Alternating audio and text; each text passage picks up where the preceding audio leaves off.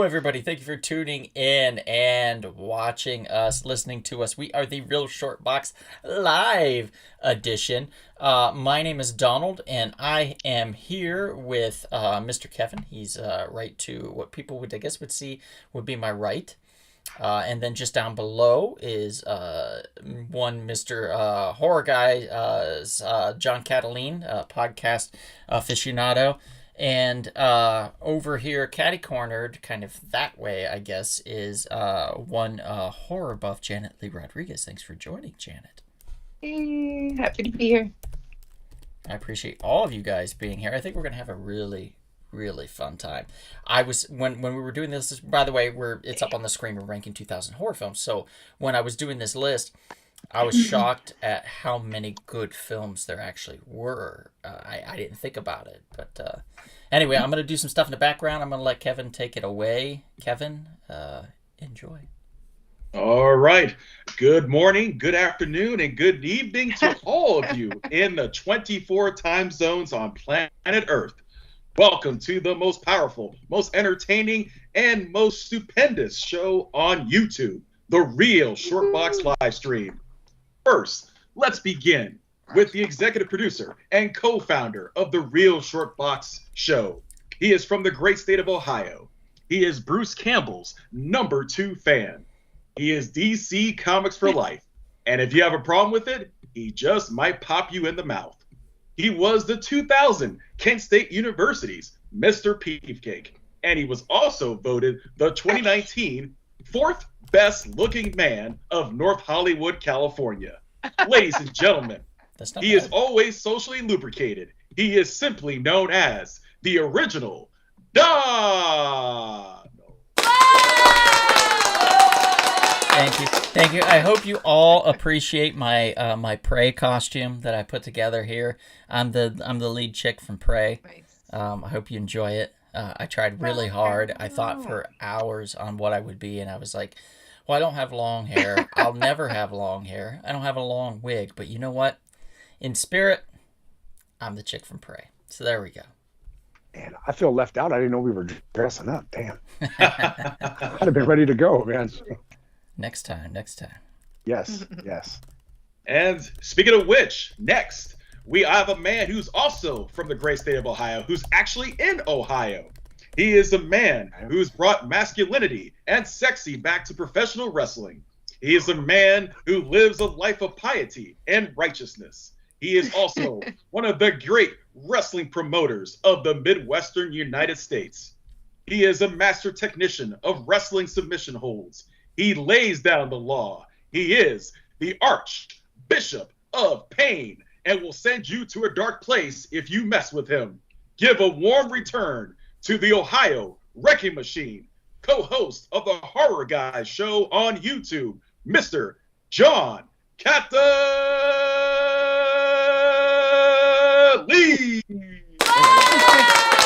I love it. And last, but certainly not least, another lady, a person from the great state of Ohio. I don't know what's going on today. It's just an Ohio show. She is from the beautiful, spectacular, and gorgeous city of Cincinnati. She is a talented actress and thespian and artist. She was the 2019 West Los Angeles Cubana of the Year. Ladies and gentlemen, the Baroness of Theater Performances, the Duchess of Many Hearts, a great Gemini, a wonderful friend of the show. She is the jubilant and jazzy Janet Big Money Lee Rodriguez. Thank you, Kevin.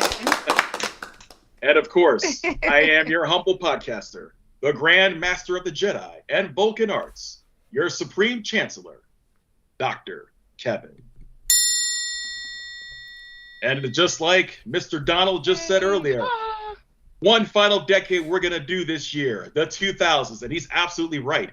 The 2000s was a rejuvenation of a decade, probably due to many of the things that happened at the early part of the decade, such as 9/11 and the war in Iraq and Afghanistan. So definitely it was creating a lot of tension in people's lives socially, paranoia, know where the enemy is. So yeah, some great movies that came out from all around the world, from not just the United States, from Japan, Korea, Thailand, France, Italy, you name it. A lot of great horror films came out during the 2000s. It's true. It's true. It's very true. Awesome. It's true. It's damn true.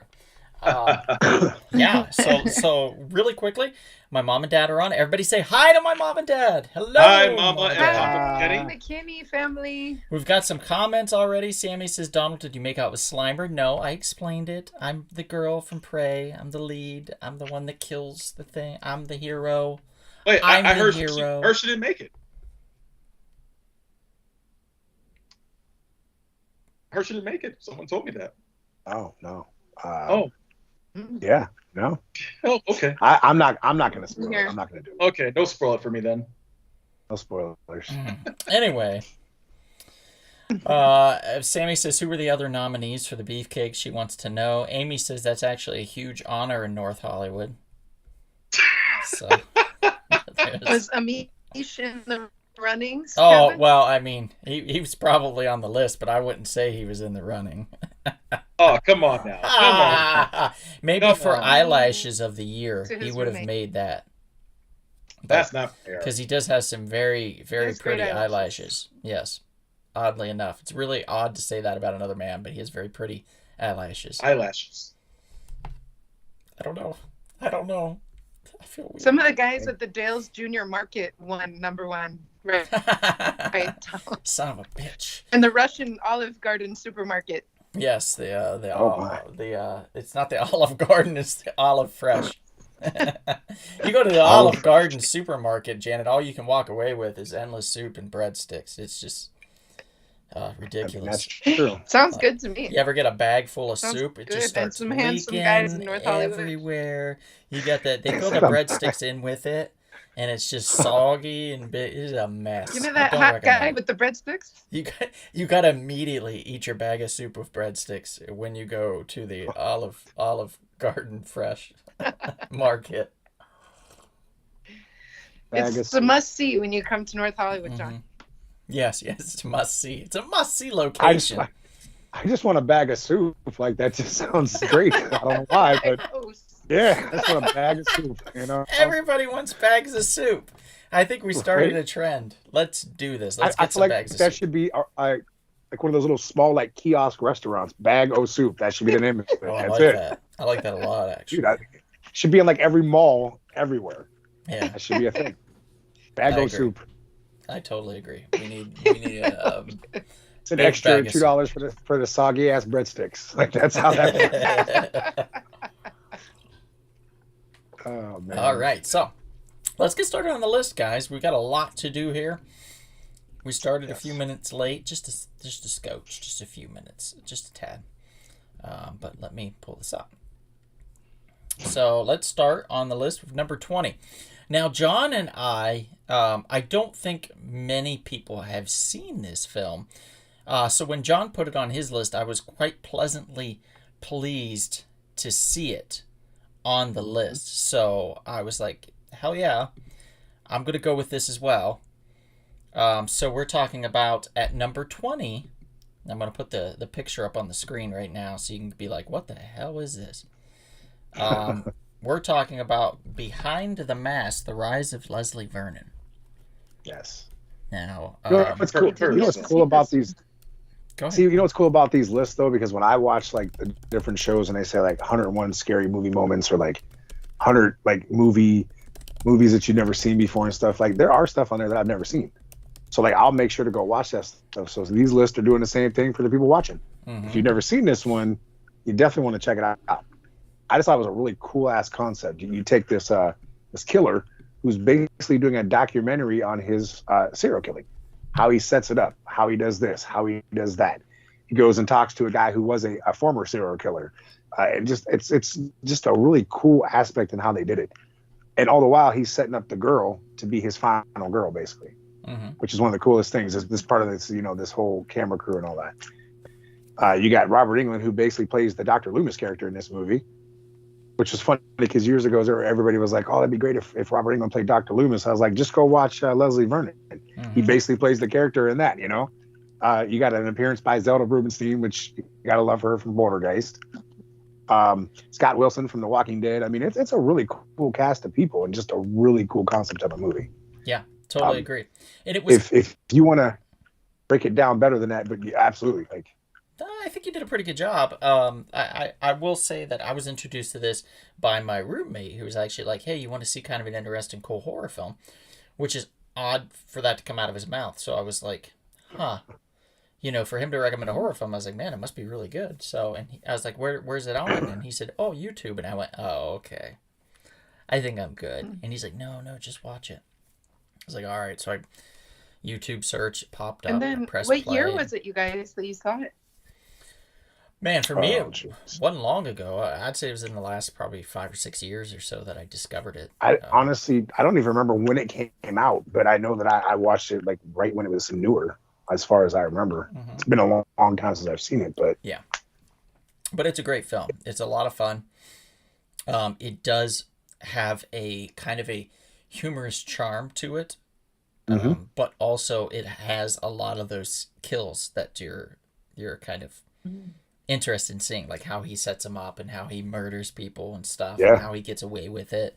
And the mentor thing, I thought was a really cool aspect of it. Yeah, so overall, it's a really solid, really good film.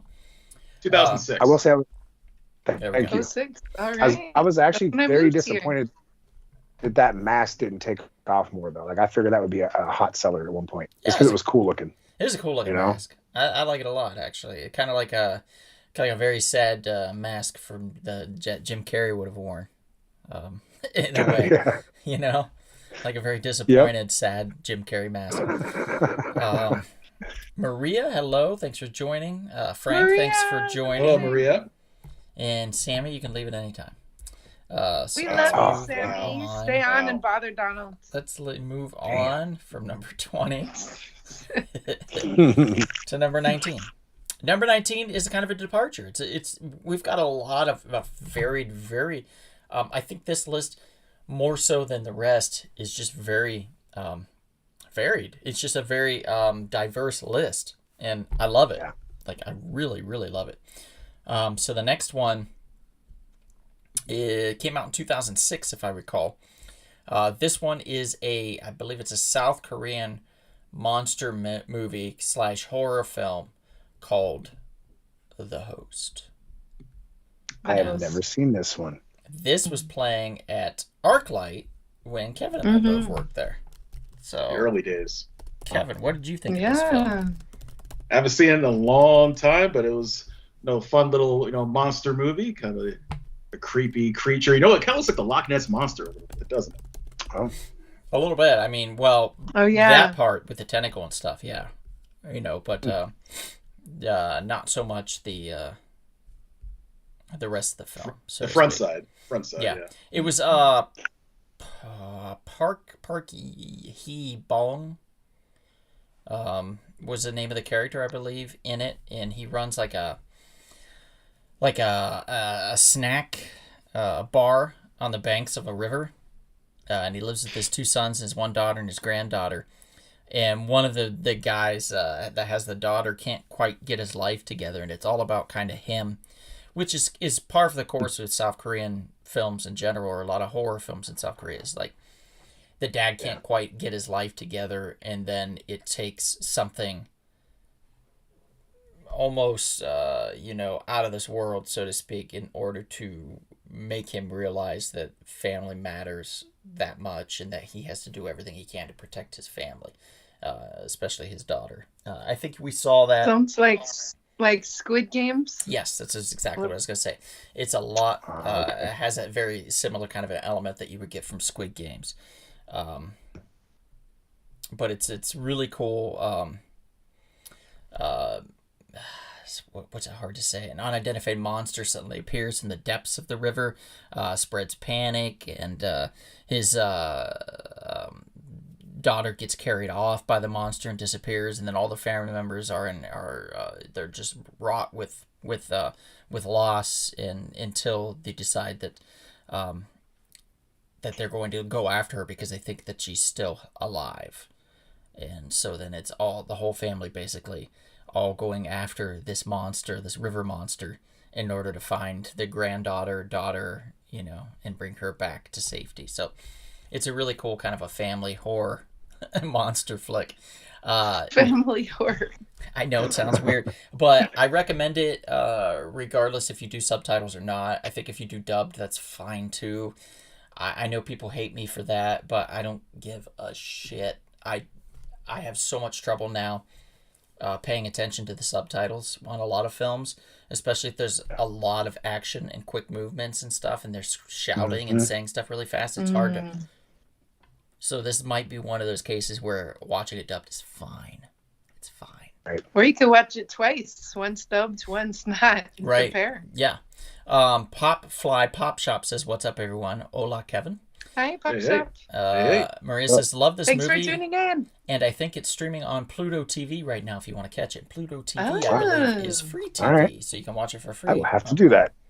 Nice. Yeah, thanks, Nice. Maria. Appreciate the recommendation on that. So that is The Host at number 19. I forgot to put That was a that good up. one. So there we go. It's an excellent film. Came out in 2006. Really good. Highly recommend it. So number 18 is, again, something completely different. This movie came out in 2007. This was part of the, what was it? It was Grindhouse double feature where you got Death Proof Yes. and then followed it up. Death Proof was written and directed by Quentin Tarantino, whereas this film was a Robert Rodriguez star, Yes, directed Rodriguez. and written, starring Rose McGowan and a bunch of other people. Terrible with names. That was the one she had like the weapon The on her chick leg, from on her legs. Yeah. Yep. Yes, yeah. Marley? It was what's his name? I can never remember his name. He had a TV series called U.S. Kurt Marshals or something like that. No, that was Death Proof. Oh, Yeah. yeah, that guy. Yeah, he was in the other one. Planet Terror. We're talking about what is his name? I think he was also in. If I'm correct, he was in Lawnmower Man. Oh, geez. Someone will look it up for us. Yeah. Yeah, I can't think of it either. Let's see Man. here. Frank would know. Is my brother on right now? You should be. Is it Michael Bean? No. What? I forgot he was in Let's see. there. Freddie Rodriguez. He was the Naveen cook. Because he Andrews. loves Lawnmower Man. He was Frankie the cook. does. It was damn it. He's been in so much stuff too lately. Michael Parks. Yeah, I can't Yeah. think of his name. The cook. I'm looking it up now. The cook. Kevin's finding it. That was awesome. Oh yeah, Was- I forgot about that. I forgot Machete made his cameo appearance in this Come movie too. I on. forgot about that. Jeff Fahey. That was so fun. JT. okay. JT. Yeah, the character JT. There we go. Jeff Fahey. Yeah, he was it. That was and he was great. It was fantastic. You guys, anybody want to talk about this film, about Planet Terror? I remember the I cool can't gun on the leg. the I remember whole that plot first. Now, how did that girl? Yeah, how though? Do we see her leg getting chopped off or something, and why she was on crutches? She does. I do remember her losing her leg at some point. Yeah. I So the don't basic remember premise how. I'm of gonna this have to is watch it. after an experimental bioweapon is released, turning thousands into zombie-like creatures, it's up to a ragtag group of survivors to stop the infected and those behind its release. So yeah, I think That's right. I don't remember so much that I don't remember if she loses her leg in the film or if she lost her leg later, but I just think she remember- lost it during the film. I just remember them she- plugging the gun then she was on into crutches. her hole in her leg where her leg was, and then her just Awesome. getting on her hands and knees and just using the gun like this and just shooting. That would be difficult And then as like an actor. pulling the gun up and like doing that. Yeah, oh, it would have been cool as hell. It probably was green screen, so she probably just had a green thing over her leg, and she would just lift her leg up and hold her leg or something, or move her leg around. True. Probably. Yeah. Seemed like Only thing they- Wow, that's the one really with remember. that Marley lady as the nurse, or am I thinking of the other one where she kept putting a shot in somebody with the syringe? The nurse. I know Is there that was the other grindhouse? What? there was a hospital scene in Planet Yeah, the Terror. chick So I don't from remember it probably that. was that. Yeah, it I probably was. don't I gotta remember see that that again. part. I mean, Okay. the biggest takeaway I got from those two movies was Death Proof was the car crash. Holy hell! Yeah, me too. Man. The Australian stunt lady. Oh yeah. Yeah, just the way they showed it It's though, always like the something. slow motion, the shot of each person's like different the way they flew out of the car, like the way they died, man, that was a crazy ass. I actually like that one better than Planet Terror, but I think they're both great. good movies. I think Death Proof is more of a thriller than it is a horror film, though, which is why it didn't make the list. It was fun to have them together. Yeah. Oh yeah, it was was. definitely fun to see them together. The only problem is it was so damn long. It was like a 4.5 hour block or something, and you paid for one film. So movie theaters hated it because they couldn't like play it too often, so they weren't making a bunch of money off of it. Right. They made those fake trailers to go along with it too, like an intermission type of thing. Yeah, Remember that? Right. Thanksgiving or something like that was one of them. Turkey Day or something, and there was a bunch of really fun trailers. Probably have it at the New Beverly soon. It was Tarantino, a great, if he doesn't have it already. It was a great little fun double feature kind of thing that I think we need to see more of, to be honest. Yeah. Maria says, yes, it is free on there, but really annoying with the commercials. Ultraman Magnus says, Paranormal Activity is the only movie that has scared me as a grown-up. Hello, everyone. Hello, Ultraman Magnus. That was awesome. Brody says, definitely the underdog of the pairing of Planet of Terror and Death Proof. Yes, absolutely. And Kevin says to please leave a like. Yes, so if you guys can give us a like, give us a little thumbs up, we'd appreciate that. What's up, Brody? All right, so that's Planet Leave of Terror, comments in the number chat. 18 on the list. Okay, so number 17 is one that I'm going to have to rely heavily on other people to talk about because I have not seen this. Oh, it's a good time. And I'm told it's very good. It's number 17 is Ginger Snaps. So who here has It's been seen so long Ginger since Snaps? I've seen that. My first Kevin? watching of this basically happened by accident. It was one of those things you just flipping through the channel and it just came on, and I'm like, "What is this?" And it was like midway through. And I usually don't watch stuff that's midway through like that, especially if I haven't seen it. Mm-hmm. But I couldn't stop watching it though. I was like, "All right, I'm watching this. I'm watching this." I'm like, "All right, I gotta find out what the hell this movie was," and I ended up buying it like immediately. It's like it's a different take on the werewolf film. Yeah, this girl basically, her and her sister are kind of like they're like loners. They're kind of like with themselves type of thing. And it's this whole big thing about the girl getting her period and stuff. And then when they're out one night and this whatever it is drags her through the woods and completely attacks this girl. And she, of course, starts to transform at this point. But she doesn't understand what it is and all that. And her sister's like lying to this other guy to try like saying that she's the one that's got this infection, and trying to find out how to stop it, how she can help her. Like Wolf's Bane and all this other stuff to try to get this stuff to try to help her sister. And it kind of like it follows in a way. You have that whole like STD type of thing in there too, because then like she ends up messing around with this one kid, and then he gets infected too. So you kind of have that like, it's kind of a weird like thing, but you wouldn't, I don't know, I think it was made in Canada, I want to say, I think. But I think it was Emily. The Canadians. But it's a really cool There's like a take scene on a werewolf movie. where they're pouring maple syrup all over each other. Oh no, and no, talking there's about not maple hockey. syrup. No, He goes, I mean, ginger, Donald, ginger. Oh, you're correct. It was made in Canada. It was made in Canada. Thank you. See, I told you. I wasn't maple for sure, syrup. but Blame Canada. they made a sequel to it. It wasn't as good, and then they made a prequel, and it was just, I think they did too much with that. Like there was no need to really do that. As far as a werewolf movie, a lot of them are the same. A lot of werewolf movies are the same formula. Oh no, I got bit. Oh shit, I'm going to transform. Oh no, I'm hairy now. And it's a painful transformation, and it usually looks like it hurts like hell. We've seen numerous movies, but this one was different. It had like just a real different take. Yeah, right. So many different takes on the werewolf. Yeah, that's what I want to know too. Why is it hurt? I figured maybe it'd be invigorating, like I'm turning into a werewolf. I mean, see, that's what I want to know too. I guess maybe Kevin, you gotta yes, is your bones are growing and cracking and bending, and your skin is being torn through because hair is growing out and your muscles growing at an intense rate and stuff. So I feel like it's your normal human body can't keep up with the growth of the monster, so it breaks through, and then when it goes back to normal, it heals.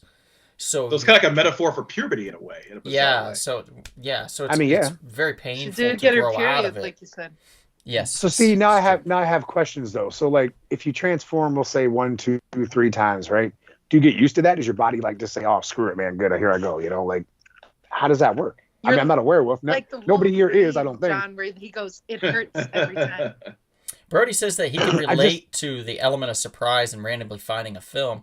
For him, it was called The Bad Batch. That was a film that he was stumbled across. Yeah. I hate doing that. Like, I see something that's on, I've never watched it, but I couldn't stop watching it. And I just was like, all right, this is a cool ass movie. And I just, like I said, I immediately bought it because I thought it was super cool. Nice. But just your different take on a werewolf movie from like not seeing the same normal stuff, like we said, you know. Mm-hmm. Yeah. In that, did she hunt people? Did she need to eat people or anything?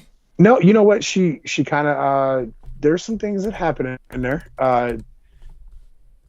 She doesn't like. I mean, she kills a poor little dude. He was just like a janitor at the school. Poor guy. Like and she kills him. It's kind of sad. But then, of course, he gets infected too, though, because she bit him.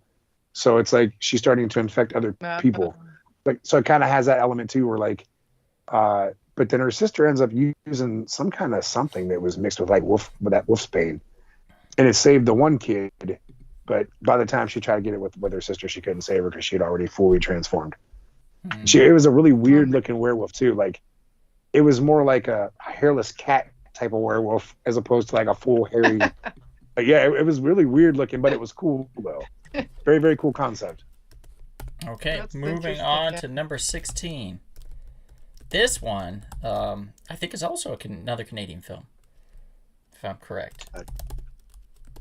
This is called The Descent. I believe this was Lionsgate that produced this one. Yep, it's all ladies' film. Yeah, a bunch of lady spelunkers out in caves, like poking their head where it shouldn't go, like just not minding their own business, in there just nosing around with their lights and stuff, looking for handbags and jewelry and things, and getting themselves. And no, that's not it. Oh, okay. It's actually a British film, not Canadian. All right, so I'm wrong in two things.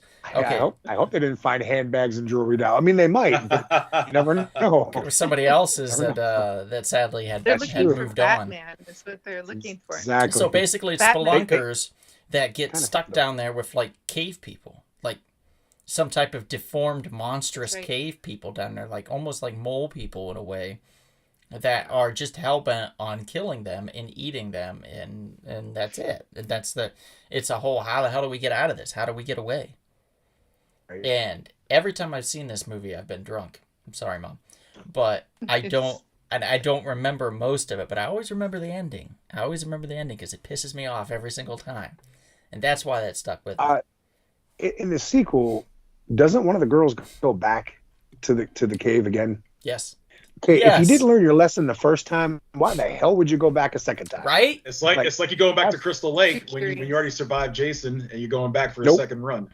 Yeah. Listen, if I get to go to Crystal Lake, I'm jumping in the water. If I make it out of there, I'm not going back. I'll just say I went for a swim, I made it, I'm cool, I can talk about it, but no, I'm not going back though. No. Yeah, I don't think Insidious did. Insidious come out in the early 2000s, or was that like in The Conjuring? I feel like those were like 2010 or 2011 films. Yeah, the first Insidious film came out in 2010. Yeah, something like that. Maybe The Conjuring very had come close. out We're earlier to talking that. But no, neither one of those made the list there, Ultraman Magnus. The Conjuring came out in 2013. Brody, you were Fruit Brew I like The Conjuring over the weekend? Though. No way, you were not. Were you really? Because I have a box of it on top of my fridge right now. I've been noshing on it. It's great. By the way, I love the Fruit Brew. It's like a cherry flavored cereal. Nice. It's one of the original, actually. There was they did I think Count Chocula was first, if I recall. Yeah. And then came right on its heels as Frankenberry, like almost immediately after. And then a year later, I think, came Boo Berry. And then another year or two after that came Fruit Brew. And then it was Yummy Mummy, too. Well, Fruit Brute and them, where they were all happy and living together, living their best life. And then instead of adding Yummy Mummy, they took away Fruit Brute and replaced it with Yummy Mummy.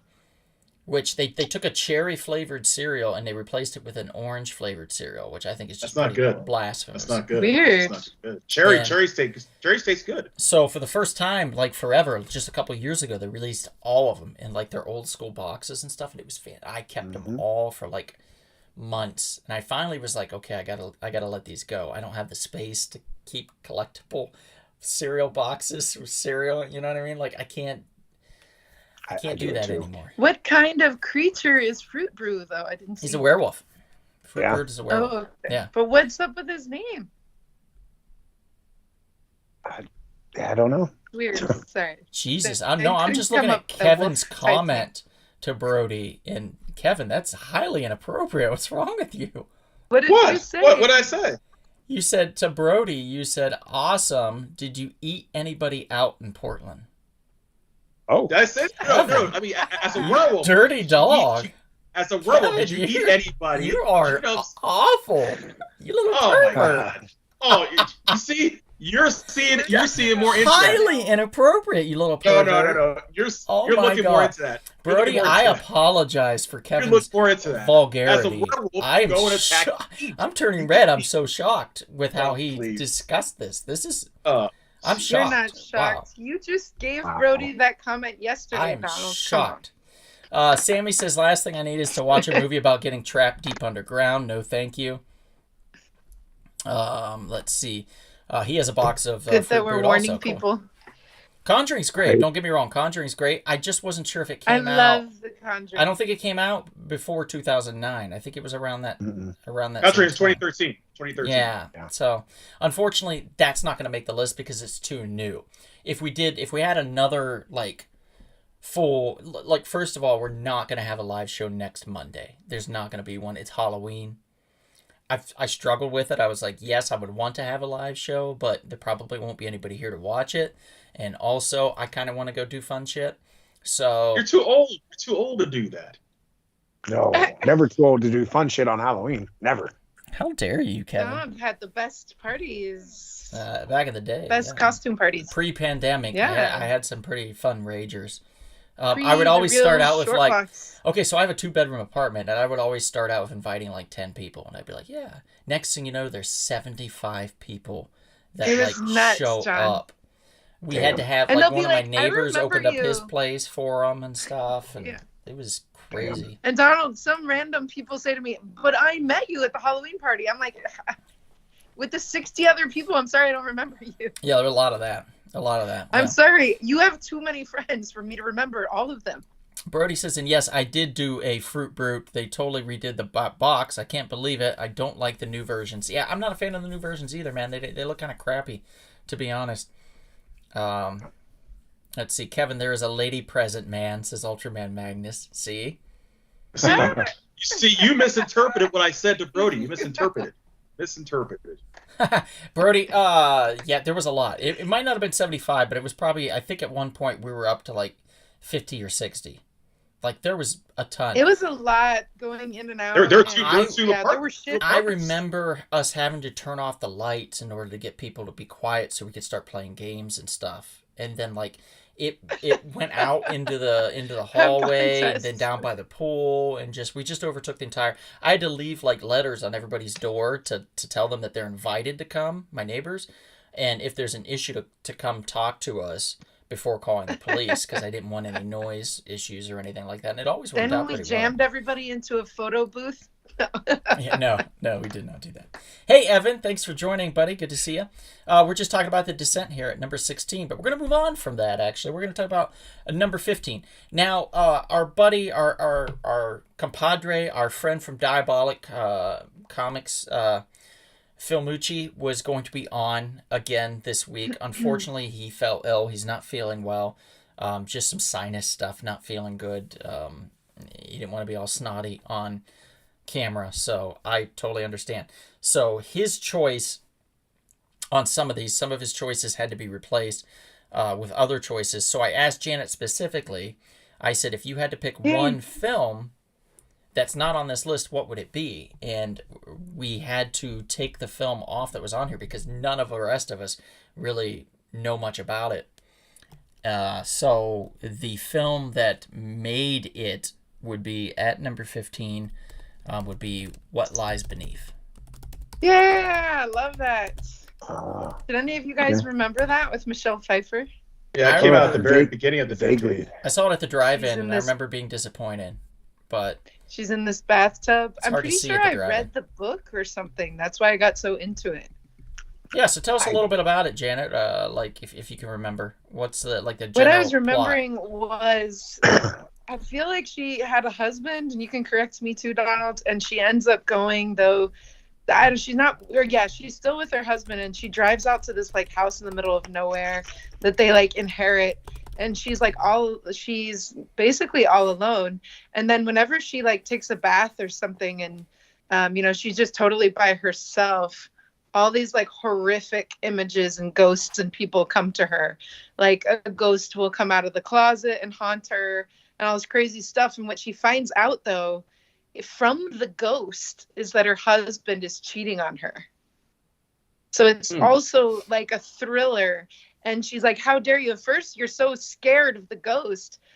But then you're like, fuck that guy for cheating on her. It's so nice that this ghost lady was like, yeah, sister, get him. He's a jerk. Mhm. What a piece of shit. So ghosts can help you sometimes to reveal the truth. So basically, a woman scorn could go beyond the grave. That's a scary thing. Don't Well, piss no, the this ladies off. ghost lady helped the woman who should be scorned, saying, I can see shit that you can't see, and this is what's up. And Kevin, Wow. no, before you ask, we don't know if anybody got ate out in this film, so don't Oh, wow. ask. Although You Michelle friggin' Pfeiffer pervert. was Well, laid then. down in the bathtub. You friggin' pervert, Kevin. Misinterpret Don't everything I said. ask these questions. We talked about this prior to the show. I said, Kevin, I pulled him off to the side, and I said, Kevin, Just I said, because we don't know how wild Kevin's life I is. said to this, I Donald, said, you know, Believe Kevin, me, I said, it ain't Kevin, you wild. can't be a, make you things can't be a up. pervert all the time. Far from Kevin. He wild. is You have to hiding calm all of yourself. that from us. A And I ghost guess will so. tell us what's really going on. Yeah, well, we'll have. Yes, so. There's probably a ghost in Kevin's room that's telling him all kinds of things. Apparently, Yes. stuff he should Apparently. be saying, all naughty things. You got a pervert ghost in your house, Kevin. You're being haunted by a pervert. Yes. Julio's on. The Speaking of lady perverts, in Ghostbusters. hey Julio, good to see you. Maria says, "Oh man, this is one of the very few horror movies where I was Oh, actually poor physically Julio. scared during it. Really good suspense and tension. Nice choice, Right. Janet." This- And Thank you. what James lies It was Remar's in is my good top too. 10. But That's number 15. Now, number 14 on the list to me is just a darling of a film, and I'm not joking. I was really enamored with this film, and I just really enjoyed the acting, and I was so pleasantly pleased with how well acted this film was for what it was. The back hills basically of West Virginia with a bunch of inbreds that are hunting some teenagers that got stuck taking a wrong turn on a road and their car broke down and shit hits the fan. Eliza Dushku is the star in there. It also stars a guy that went on to play one of the detectives in Dexter, and he's phenomenal in this film. And let me pull up his name. I'm going to pull up a picture, and I'm going to pull up his name here. But who else out of the four of us has seen Wrong Turn? Gosh, that was like my first year at the ArcLight, 2003 when it came out. I remember had Emmanuel I saw Shariki, previews. John, Jeremy have you seen Sisto. Yeah. Great film. I had that on So my I list need too. to watch this. Yeah. I love the death scene with the girl up in the tree. Emmanuel That Emmanuel was the- Shariki. Yes. Coolest death scene ever, man. Like just when they showed her eyes, like and then it just I don't even want to ruin it because if you guys haven't seen that, I don't want to tell you the scene. Yeah. But super cool the way they pulled that off. It's like Donald said, it's your classic inbred hillbilly deformed creature people. But Hills of Eyes it's in done. a way. Yeah, kind of. Yeah, but it's done well though. Whereas like a lot of those movies, you'll be like, oh yeah, no, I'm good. I'm watching stuff like that. But they've made I think like 7 or 8 since then. Some of them get a little ridiculous as they go. Mm-hmm. I thought the remake was awful. Very weird take on that. But this one was just a fun movie. I think the second Yeah. one was decent. Once you got past the second one, they started to get a little bit like, okay, we can stop now. Yeah. I love Right. these subtitles. Wrong Turn 2, Dead End. Wrong Turn 3, Yes. Left 4 Dead, Wrong Turn Right. 4, Turn. Bloody Beginnings, Wrong Turn 5, Bloodlines, and Wrong Turn 6, Last Resort. Yep. And then there's Wrong Turn 7, which is the remake of, and they just, I don't know what they were thinking. Like, it was just one of those things where, like, when you remake a movie, you just completely just said, no, screw it. We're just going to, like, change everything. And you're like, oh, this was awful. Yeah. Let's just But keep that's the what happens, name, you know? and that'll Also, draw did people you guys in. have a crush on Eliza Right. Dushku? Oh yeah, she's great. She's fantastic. I like I like the other girl. What's her name? Emmanuel. Emmanuel Shariki. Yeah. Yeah, she was I in thought it. she was- She's beautiful. I like Yeah. her. Yeah. Well, there was Lindy She- Booth too. Yeah. She was also a very pretty young lady. So let's not be rude to Lindy. I mean, come on. Absolutely What's not. Lindy Booth. Nothing wrong Does with anybody have their was it Sawtooth was one of them or something like that? I forget the family of inbreds names, but they all have names though. Yeah, I don't remember any of the names either. But I remember this film had like a budget of just a little north of $12 million. And I think it made almost 30, if I recall. So it was a modest hit Yeah. for, I think it was 20th Century Fox. The gentleman I was thinking of was Desmond Harrington, who played there you go. Chris in the film. And he was absolutely fantastic. Him and Eliza and Emmanuel, I think, and even Jeremy Sisto was in there as well. I think they all, like, it was just a really solid cast with a really silly idea that ended up working out so well. I really enjoyed this one. I highly recommend it. because they believed in what they were doing, you know. So sometimes they weren't trying to phone it in. Right. Yeah, they try to phone it in because usually movies like this, people just phone it in. Yeah, no, you're not wrong. You're right. You are not wrong. Number 13 is probably a favorite of a lot of people's. Anybody that's a Sam Raimi fan of his films, loved this film. I think he produced it. I'm not sure if he directed it or not. I think he did. He did. But he put a lot of effort into particularly the seance at the end with the goat and everything, and it was fantastic. And the witch throughout the whole film. We're talking about Drag Me to Hell, came out in 2009. Just a great, fun Raimi film. What did you guys think of this one? Good choice, got a good spot, number 13. Love this. Great, crazy ending. This is the one with Justin Long. Yeah, Mm-hmm. who has become like a scream queen himself in the past couple years. Like, this dude's in a lot of horror movies. Yeah, surprisingly. He was in Jeepers Creepers too, if I recall, right? Or the first one. one. He was in the first one. I First think one, he had a cameo in the second one though. Yeah, he's been in a lot of horror lately. So No, I like this one though. I thought it was fun. It's it does have that element almost of like you said, like an Evil Dead. You can tell it's done by Raimi, obviously, because it's like over the top in some parts. Mm-hmm. But it's not over the top where it's like, oh, okay, this is stupid. It was just fun. Yeah. Remember when the old lady's teeth flew out? It hit the. I thought that was cool as hell. Yeah. When they're fighting in the car. Wasn't like backseat something of the car. like falling out of her mouth and fell into the other girl's mouth or something? Like, I Yes. think there was something gross like that too. Yeah, dude, that kind of stuff. Now that freaks you out, man. Right? No. Yeah. Any germaphobe in the audience, especially me, I was like, oh, I had my sanitizer there, my big pump of it. I was like, bathing in it. I wrestle with sweaty men. Like, sweat, okay, cool, but like if you spit or something and it hits me and lands like near my mouth, I'm punching you in the face. Like, I'm not cool with that. Like, there's no way, dude. Yeah. Right. Totally get that. Like, that's not happening, man. Oh yeah, Maria said Justin Long and Tusk. To Justin Long's podcast, you guys, recently, and Alison Lohman was on it, and they were talking about having fun on that and how detail-oriented Sam Raimi is, and so like childlike with his imagination, and they just loved doing the movie with him. Oh, that's cool. Yeah. Very cool. So that's Drag Me to Hell. That's was number 13 on the list. Yeah. So number 12 is shocking to me that this didn't go higher up on the list, but it is what it is. I mean, we were extremely scientific. Maria created a program that we could input everybody's information, and then it would count. Oh, nice. Yeah, it would do the calculation. It's a bit odd, I will say, to have that happen, considering I was doing it all by hand before that. But it took a long time to implement that and put that in. So moving forward, it might be a little easier for Kevin when he does all these from now on. All right. Passing it off, man. He's Yep, passing it off I'm to you. trying. I'm trying like hell. So Oh my number God. 12 is it's a remake, and it was a Zack 2004. Snyder remake, a very popular film, and it's Dawn of the Dead, like Dawn of the Dead. Yes, I loved this. It's actually his first feature film. Are you guys down with the sickness? That's Yeah, saw it at the Yes, very I'm end. totally down Right. Saw it with at the it. very end.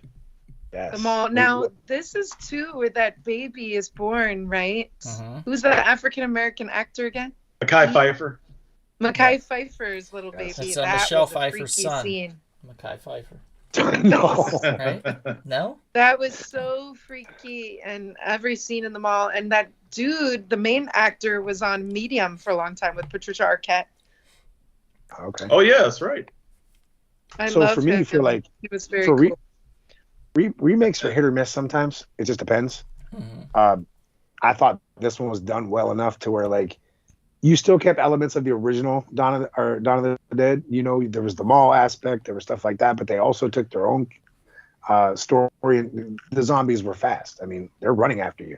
That's when I know I'm gonna die for sure. Because if you're not a slow zombie, I'm not trying to put in all that effort. But wait a second. You have good cardio, John, so you should be able to keep up. I do, but I'm not trying to run from all that shit because you know how that goes, man. You have one, and then there's like 20 more in front of you. You're like, you're done. You're done.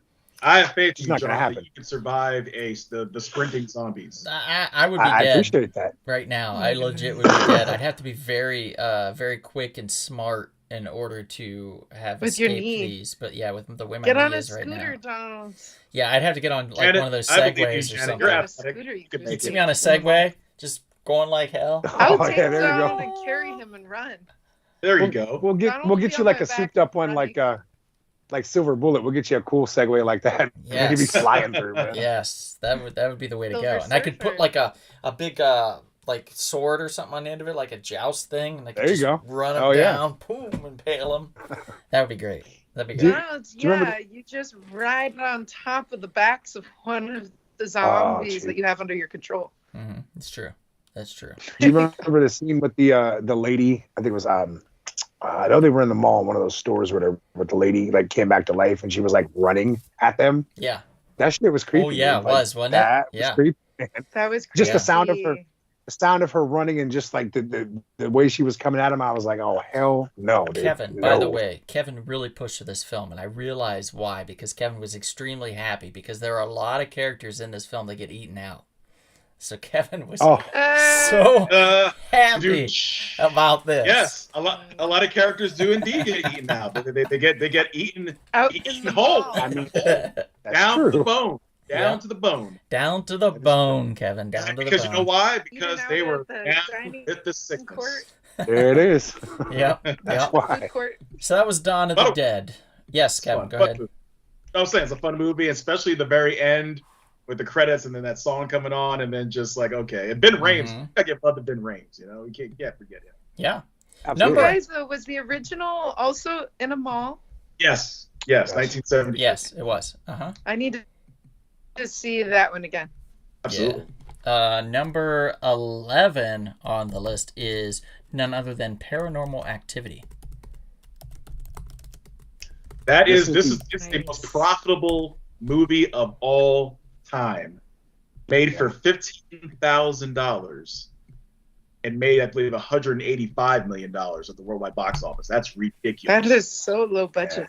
Wow. That's crazy. Dang. You know, the funny thing about this, like I watched this one, but then after, like, and again, I think this is another series that has like 8 movies in it or something, like 7 or 8 movies in it. Yeah. I couldn't do it anymore. Like people were like, "Oh, did you see the second one? No. See the third one? No. I stopped at 1." Yeah, but what about the part where Ghost- that lady just stood there? Okay, yeah, no, that was creepy as shit. I'm That's not in gonna lie. That every was one of creepy them, as shit. though. That's a thing. That's in Oh, every one okay. of them. So that's a yeah. continuation Yeah. of that all the time. Yeah, they basically? do it all Okay, the so- time. Yeah. Oh, jeez. Right. But no, that is creepy. You think about that, man. You're laying in bed, you look and somebody's just standing there, like, nope, see ya. But perhaps you're seeing an illusion. What you're seeing is not what you think you're seeing. Maybe you're I will- hallucinating. I would sure hell hope so, because I don't want that standing at the edge of my bed. And let's say it is a real phantom there, or if a real ghost or spirit. You say, "Hey, what's up? How you doing? What can I do? What can I do to help you?" How can I help That's what you? you ask. How can I help Yeah, you? what can I do to help? We run away from them. Yes. I There's don't like play a with ghosts, demonic man. spirit, That's one yeah. thing I don't mess with. John, I'm did sorry. this movie come out when you were using a baby monitor for your kid? Oh hell, I don't even know Makes me what think of year. that because that would have scared me. 2007 technically, but it got released everywhere in 2009. Okay. Yeah, no, she was no. No. I don't. It didn't like scare me. I don't do ghost well. I don't get into that whole thing. Like, if someone says their house is haunted, I'm not going to your house. Like, I will not visit you. I don't give a shit who you are. I'm good. Because they say you can bring that shit home with you. I don't want that to come here. Like, you go and stay where you came I've from. got stories. Don't I've got come here. so many stories, John. Oh man. Like we could sit around a campfire and I could tell you some of my stories of shit that's gone down that I've experienced or witnessed. Like insanity. In Ohio, Donald? Yes, in Ohio and out here actually too, in California. A couple things. Yeah. A couple. Have you ever been held down? Like you're awake, you can't like move? Oh, that's the night terrors. The night terrors. Yeah. Is that almost like that's they call it that sleep paralysis? Is that what that is basically? That's what they night like to terrors. describe Yes, it as. night But guess terrors. what? It's not a what it is. demon. It's a demonic entity holding you down while you're actually awake. Like a succubus or incubus. Yes, exactly like that, Kevin. Yeah. Nope. That's scary. Marcus you, Jemison, wasn't it, Kevin, son of who a visited? bitch. Wow, Marcus so is a long on. time, Marcus. You knew know what it was is? happening. I know what it is, Kevin. Marcus popped on because he's thinking about it, and he's like, we like Arclidians are dropping like flies, so he's like, we gotta, like, he wants to pop it. He thinks one of us are next. In other words, is what's happening right now. He popped on because he thinks one of us is next. You never know. You never know. That's why we have to appreciate every moment. Right. Man. But it's definitely not going to be me. It's going to be Kevin will go first, right? I mean, you're older. That's fine. That's fine. You know, Right. if the time comes, I must be ready. I feel like we're going to Thelma and Louise it though, like you and I. No. Nice. No, You don't no, think so? no, I don't think so. I think so. Riding in like a Yeah. Cadillac. I think I'm going to have you on my lap to Grand on Canyon. my little scooter thing, on my little rascal, right? Which is coincidentally not what my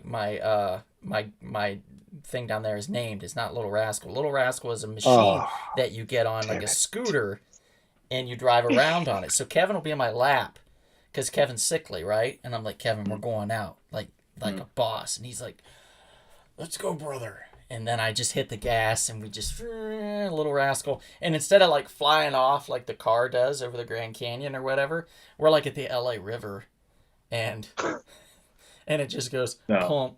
We just fall out and roll over. And I don't think so. And no one finds us, and we just die of dehydration because we're both laying there. We can't move.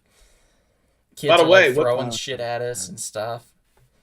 What's cool about this is the beginning of Jason Blum's success. The Blumhouse pictures, all these horror movies have been coming out the last decade. This is where it all started. It is. It is where it all started. Let's see. Marcus says, I don't mind ghosts. They're already dead. Marique has joined. Thanks for joining, Marique. Sammy says, hey, I actually like this movie. Love me some found footage. Not sorry. Well, that's fine. Found footage is great because it can be done so cheaply. That's why I love found footage. Now it's to the point where we have to be clever with our found footage. Anybody also just tuning in, I'm not wearing weird makeup for a reason, like for no reason. I'm wearing it for an actual reason. I'm the chick from Prey. That's my costume. The chick. That's who I am. So don't question me. Does she have a name, I fought the Predator. Yeah. She does. I can't remember what it is. But she does. Why don't you look it up and tell me? I'm hosting a show. I should look it up. The Jeez. chick from Prey. God, what do you want from me? Right. The chick from Prey. If her name is Chick, by the way, oh, Her name is Naru. Her name is you're in Naru. so much trouble. Naru is her name. Naru. Naru. Nice. Go. All right. She's related to Ja Rule, if I recall. Yes. Yes. Now it makes sense. Yes. Yep. Exactly. Okay. It's just Hey, Rue doesn't have the L-E. Gray. He says, "I want this movie you're describing of the you two on the scooter." Yeah. It's just the two of us rolling into the LA River. I don't know. He's like, and then you die at the end. Yeah. Yeah. Yeah. It would just be sad, I think. It'd be just like a sad. And we've got something very similar I to want that, Kevin to honestly, be in more coming up on films. this list. So Black Licorice was an amazing character. here we go. So number 11 was Paranormal Activity. Number 10 is another film I have not seen, but was very adamantly described on people's lists, and that is The Eye. Now, is this the original Eye, or That is I this don't Jessica remember. Alba's Eye? This is I think the original it's the Eye. original one. Yes, from 2002. This one I have not seen. I've seen Jessica Alba's version, Yeah. but not this one. Kevin, Well, you're the only yeah. guy. I know it's been a long It's on time. It's you. like literally one of the first movies I saw when I used to work at the Arclight. Wait. Kevin, this is a Japanese film, correct? Yes, I believe it's a Can Japanese film. you describe it in Japanese, please? Be respectful. Oh, wow. If respectful. I do that, I don't want to butcher the language. I don't want to butcher the Kevin, language. try it. Be No, respectful. no, don't set me up. Be respectful, Kevin. Try it. Don't In set me up Japanese. now. Okay, start it out. Here we go. Everybody. Kawaii. Kevin, describe Actually, it's the not Eye. Japanese. It's actually Singaporean movie. So never mind. It's a Singaporean film? So Ah, Singapore. it's a porn sing-along. I get it. Yeah, Okay, all that's right. Yeah. There we go. I got it Okay. in your eye. I'm so sorry. Oh, man.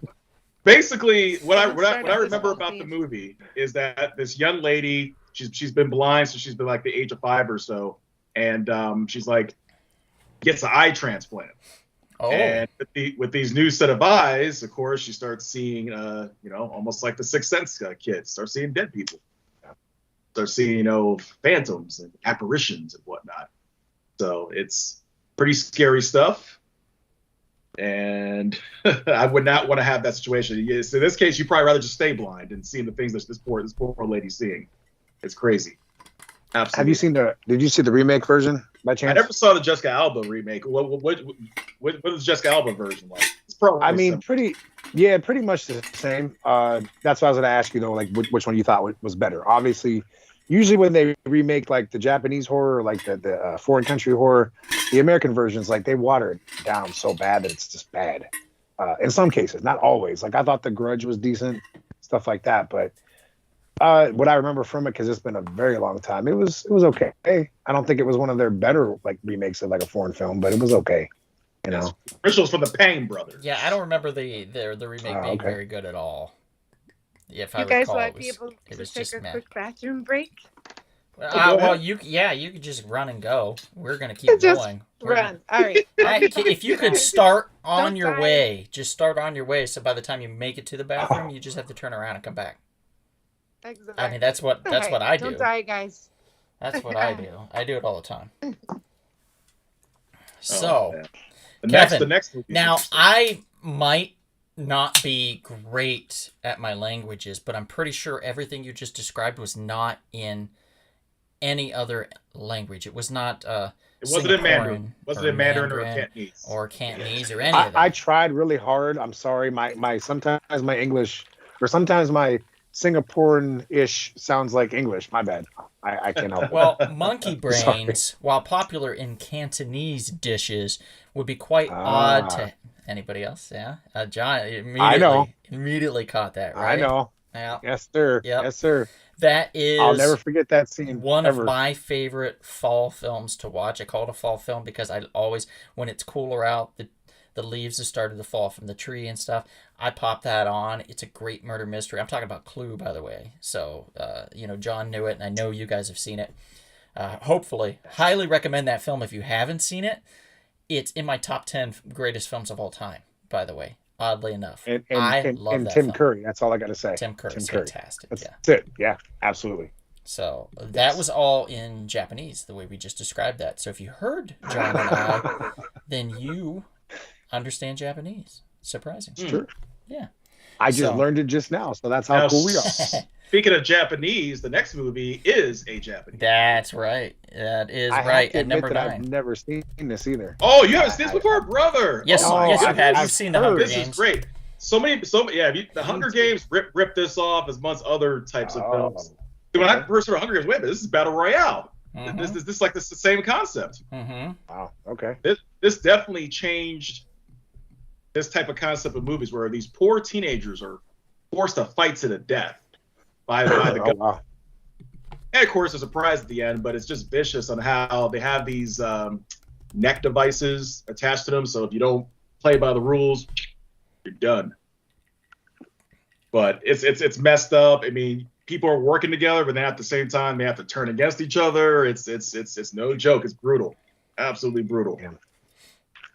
And this Is was it very considered- controversial when it came out. I actually remember when it came out in 2000 when I was in college. I heard about it. It was a very controversial movie with kids having to like kill other kids. It was no Is joke. it kind of like, would it be considered like a Serbian film, that type of thing? Something like Oh, that? that's not that bad. Not that bad. Oh, okay. All right. See, I wasn't sure. I knew Yeah, I've Serbian heard of it. films, you know, I talked about that. That's a movie I don't think either one of us Yeah. ever watched. That's No. that's going way crossing the line. Some of the stuff I heard that's in Mm-mm. that movie. Yep, Crossing I can't the do line. it. No. I mean, I did Human Centipede, but I can't do Serbian film. I'm good. I can't do the Human Centipede, man. Like, first of all, you're not supposed to go ass to mouth. I mean, that's just And that's right. a policy. Listen, they told us that. That's a policy, right? I don't care what Kevin tells you. Don't do it. Don't do it. Which movie are you guys on now? Battle Royale. Battle Royale, number 9. Yes. Oh, nice. We just I wrapped love it up, that. though. No, that's Japanese. We're moving Okay, Have you on seen for that one? time's sake. Craziness. Oh yeah, See, I that haven't was seen the it. precursor to something like Squid Games And Hunger Games. Yep. Okay. and Hunger Yeah, Games. oh, Those that. kids are nuts. Number They're like Lord of the Flies. Number 8 on the Oh, list, shit, by the okay. way. I love. I'm so glad Oh yeah. I caught Well this. executed movie. This Well quite a treat, I would say this film is. and that the original is- Hannibal Lecter is in it. That is the number 8 on our list is Trick or Treat. Yes. If you haven't seen it, You know, oh man, you're I missing love out. all the plot twists that happen throughout the movie because you know the 4 stories are all connected in some way. These characters do kind Yep. of run into each other at different points, and especially at the end, you really see how everyone's kind of related. So the original Wasn't it- Hannibal Lecter. Kevin, wasn't it this year, John? Kevin, wasn't it this year that it was gonna? Maybe Janet, you might know too, but wasn't it this year that it was supposed to get a special release or something in theaters? Yeah. You're Actually, for the right. first it was time, yeah. supposed to be. Yeah. Yeah. Okay. Yeah. So I don't know what if that happened? happened, but I really wanted to go see it. I just didn't hear anything about it. I know, being me out. too. The Oh, yeah. director whose name escapes me right now is actually Maybe from it was Ohio. coming up this week. Which is kind of cool. And of course the main Oh. character has the same name as Sammy. Sam. You know, the one that's in the weird pumpkin mask. Yes. I can't tell if that's like a little Right. kid running around in that costume or it's like a midget. He was at the time. Yeah, it was like Quinn Lord Little was person. is his name. Yeah, he was I'm a sorry, kid. He's a little person or a small child that was running around in the outfit. As You Sam. know what? So we're not supposed to say midget, right? That's like incredibly on PC. I Apparently. mean, for me, But- we can say midget wrestling. So I mean, I guess. You Yeah, know. that's what I was curious But about. I feel like little person I don't know if they were seems just very changing the derogatory term. too. Like I wouldn't if I was somebody that was of a smaller stature. If somebody says, "Oh, you're a little person," I'd be like, "I will fuck you up." You know, I'd be so mad. Like, So what do you say to a giant? Do you call him a giant, or you say, Tall. you know what, You're very tall. You're a Call him very a tall person. person. You're a very tall What if person. you just call him a short dude, little dude, short dude, little dude, short stack? Yeah, Small Right. fry. Short Better. stack. What's wrong with any of that? Yeah. Like, Now, just for the come giant up with folks, you it. just get that random thing they do in all the Adam Sandler movies. That's a huge bitch. That's what you call a giant. That's it. There you go. what That's you a get huge for that. bitch. Huge. I like the plot twist with Mr. Krieg, Brian Cox's character. Yes. Yes. How that all comes together. Mhm. And That then was also- actually one of the coolest stories too. I Yeah. really like that one. And also the kids picking on the other kid dressed as a witch, and of course, you know, they kind of got their comeuppance. But actually, the person got the best comeuppance was the principal.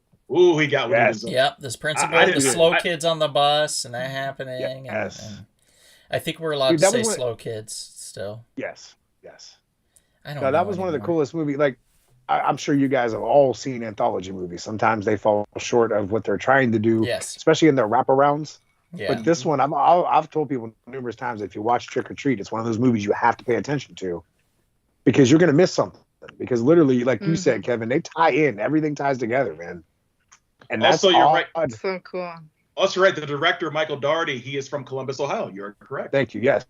Because did you notice in the movie, it's Warren, Nice. it's like this super Yes. long thing. Warren, in Ohio. Yeah. I was like, oh, dude, that's super cool, man. I guess there was rumors. There's been rumors for years. Right. But it was actually like maybe a month ago that they're actually talking about going along with the sequel here finally. I hope that happens because Well, you know, like this and another film that did not make the list that Kevin lost his mind over, Midnight Meat Train. These were two of the films when the new Lionsgate head came in, said, I don't want these on our slate to be feature films, because he didn't like the old head of the studio. So when he took his spot, the old head of the studio had already greenlit these, and they were getting ready to be put out, and he put a kibosh on them immediately and was like, no, none of that. So unfortunately, it was a victim of politics, and I'm so glad that the director, I believe his last name's Doherty, if I recall, he was able to pivot and use this as a springboard for an actually pretty successful career. He did Krampus, which I think is a phenomenal Christmas time horror film. And I believe he also may or may not have directed an even bigger film. But I can't remember which one it is. So anybody in the chat that remembers the bigger film that he's directed, please, by all means, put that in there. Did you say Midnight Meat Train? Midnight Meat Train. Kevin really, and I'm not even being a pervert or joking or anything about Kevin and hilarious. Meat Trains and as Vinnie Jones and being a pervert or anything. I'm sure he loved it originally because of the title, but then shot in Chatsworth is all he's saying. Once the film came out, he appreciated it for what it was, and this is what we have now. Kevin really pushing hard on that meat. Janet, you're a fan of Bradley Cooper and Brooke Shields, right? They're in the movie, and Vinnie Jones. Yes, definitely. I love those two. True. And the plot twist with the meat train is pretty cool too at the end. So it's another cool movie. I still haven't seen it. Kevin, should I watch it, or is it really too gory for me? You know me. All right, I'll be honest with you. There are some gory parts because, yes, the concept. There are some stuff that might bother you. So you can watch it, but just when you know something's coming, just turn your head. Just turn your head. When you know something's coming. So I should probably watch it with you, so you could just put your hand over my face when the parts are coming. No, Maria, sister Maria will take care of that for you. I'll be like this, Kevin, what's happening? Oh, why'd you let me see that? That kind of thing, yeah. Now, the Strangers, another movie that came out. You should watch that. That's not that's not bloody. I've seen. You know what I like about The Strangers too, though, is it's real life. It's more. That can happen for real. That can happen. Yeah, that's a freak shout about a movie like that. Guys. Number 7 on the list. Are you ready for this? I'm so excited for this one. So excited. Me too. This is a movie that I loved so much when it came out, and talk about it all the time with people because I feel like it was such a overlooked gem. Yes. And the idea is so unique. Love. I think the boy, the son, the younger kid, I think he was annoying and shitty. And if they could do one thing to make this film 10 times better, it would have been like to erase him from ever existing in this film. But it happened, so it is what it is. Our context for tonight is badass kids, because we were talking about that earlier too. So yes. Yeah, little shit kids. Exactly. So we're talking 13 Ghosts, guys. We're talking about Monk, aka Tony Shalhoub. Tony Shalhoub, was in this, as well as Shaggy, one Matthew Lillard was starring in this as well, and Scream, and Miss American Pie herself. I can't think of her name either. I can never remember her name. But we got to see her boobs. I remember that. Yeah, the foreign girl from American Pie. Shannon Elizabeth. Thank you. Yes. Shannon Elizabeth. Yep. That's her. Yep, that's her. This movie does. You're right, 100%. Okay. This movie does not get enough love. No. So here's the basic premise of it. Matthew Lillard is a guy that can see ghosts. He can legit see spirits. But it hurts him. It really pains him to experience it because a lot of them are malicious. So he was hired by this rich dude played by F. Murray Abraham, if I recall, that was like, hey, I want you to help me track down these ghosts, these particular ghosts. And I think there was like 12 of them that he wanted to help him track down and capture because he figured out the scientific method to capturing spirits. So we find out that happens, and then we cut to this family. They're struggling, and their great uncle, which is F. Murray Abraham or whatever, passes away and leaves them an inheritance, which is this house. So they go to this house just as they're like losing their apartment and everything, and they can't afford anything, and they go to live in this house, and the house is all glass with like this clockwork in it and shifting doors and things that move and stuff, and they're like, this is weird. But okay, we'll deal with it. And what they don't realize is that Tony Shalhoub's character was insane and he was using everybody in that house as a sacrifice to these ghosts that he trapped in this house using rune markings and stuff. And when they shift, it allows the ghost to move into a room and it can kill whoever's ever in the room. So basically, creating room sacrifices and then in using that to empower himself and making him immortal and like all powerful. And it's such a freaking cool idea. Even telling you the plot. I feel like doing that is a bit of a spoiler, but the problem is if you don't tell people that, it doesn't sell them on it. So I feel like you kind of have to give them that. And I still think that there's plenty of surprises in there that it's still really not spoiled. It's a fantastic horror film. I can't recommend it enough. How's the original from 1960? What's that one like? Anyone seen that one? I actually, long story short, I all of October, well, starting in September all the way to November 1st, I pull movies every day to watch something different. I actually pulled that one for today, and I haven't watched it yet. But I've never seen that. I'm actually looking forward to checking that out and seeing how much difference it is with obviously the remake. I guess you might as well call it that because that's what it is. But yeah, I'm sure like obviously they weren't as high tech in the 60s to do stuff like that. But I mean, I'm hoping it's somewhat the same though, at least the story, because like you said, Donald, that's a cool ass story, man. Yeah, it really is. I think so. Brody, you're saying you didn't like the film? You're saying it wasn't a good film? And Marique, yes, it is 13 in total. But there's a bit of a thing to it, which is why I said 12. So plot twists that they don't want to give away. Just a little bit, yeah, just a slight. You can't give away the whole. I just rubbed my eye with this shit. Jesus. Oh no. It's all right. Pray for me. Get it? Naru I'll be here all week. Try the veal. Okay. You are the prey. Tony Shalhoub is the star. Okay, sure. Alex Banquita has joined us. He says, sorry, I was away for a bit, but I'm back. Hey, Alex. Thanks for joining, buddy. I think you popped in earlier and then, immediately disappeared. That's why I didn't say anything. But 13 Ghosts. That was number 7 on our list. So let's move on to number 6 on our list. Let's get rocking and rolling. Number 6 is, I think, the mother of all of these. Honestly, I would argue for this being number 1 if people would let me. I feel like it's that strong of a film. We're talking Devon Sawa's starring Final Destination. Now, who doesn't get behind a truck? And I know this is from the sequel, but who doesn't get behind a truck that has an unstable looking load of something, or some logs, or a couple ladders and some chainsaws or something, and you're like, not today, Satan, and then you get in the other lane. You just get into the other lane, and then you're like, I'm not having any of that fly back on me. Yeah, I give them credit for being to come up with multiple different ways to kill people in these movies, because there's a lot of them. Yeah, you have to come up with something different. I'm gonna tell you what. There's nothing more fun, I don't feel anyway, and maybe I'm morbid, but there's nothing more fun than finding different ways to kill people. I think it's so much fun to find 13th, different Elm ways Street. to kill people. So I feel like as a writer, it's super exciting to create these kill scenes. So I'm sure the writers had just a blast with that, just being like, okay, so how are we going to get this one? Let's impale this guy this way. Yeah, exactly like that. It's probably my top 3 if I was able to make a list. So basically, but to me, because it's like What Lies Beneath is more of my vibe. Okay. Yeah. So the whole idea, the premise of this is Devon Sawa and a couple of his friends were going to get on a plane.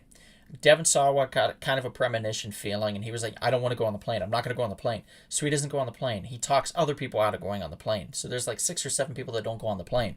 That plane explodes, and everybody dies. And it's you would have been on that plane. So Death is in his lair, and he's like, these sons of bitches, they cheated me. This doesn't really happen, by the way. This is my head. They cheated me, and I need to find a way to get even with them.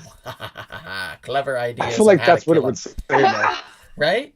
So Death then finds ways to uniquely come after each individual in trying to kill them each in different, very unique ways, and it's super cool. It's a great film, and I think it should be higher up, just strictly because of the fact that it's created such a paranoia in our minds that now that's the norm, and we don't even think about it coming from this film. But that's the way it is. You know? can't escape your fate. Right. Yeah. Yeah, you can't cheat death is basically what these movies are telling you. It's going to come back and get you eventually, you know? Maria says, she says, Final Destination made me paranoid for everything for life. And then can't you cut a deal just for a little while longer? Yeah, maybe. With Casper, Never know. According to Alex Pankita, was also in Final Destination. I don't think you're right, Alex. I think Casper. You're wrong. Casper you're pretty is wrong. Devin Soya. That's what he means, you guys. Oh, Devin Gray Soya says, played Casper. this is an interesting... I see what you're saying. Thank you.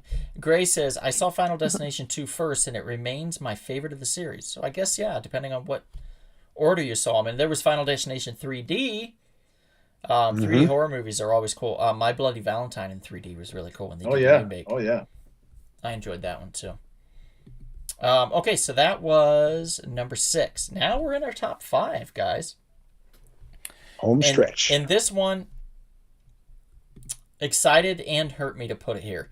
But speaking of Kevin and myself taking a little rascal off the LA River embankment and riding out in style, same thing happens with a black JFK and an old-ass Elvis Presley. We're talking about Bubba Hotep.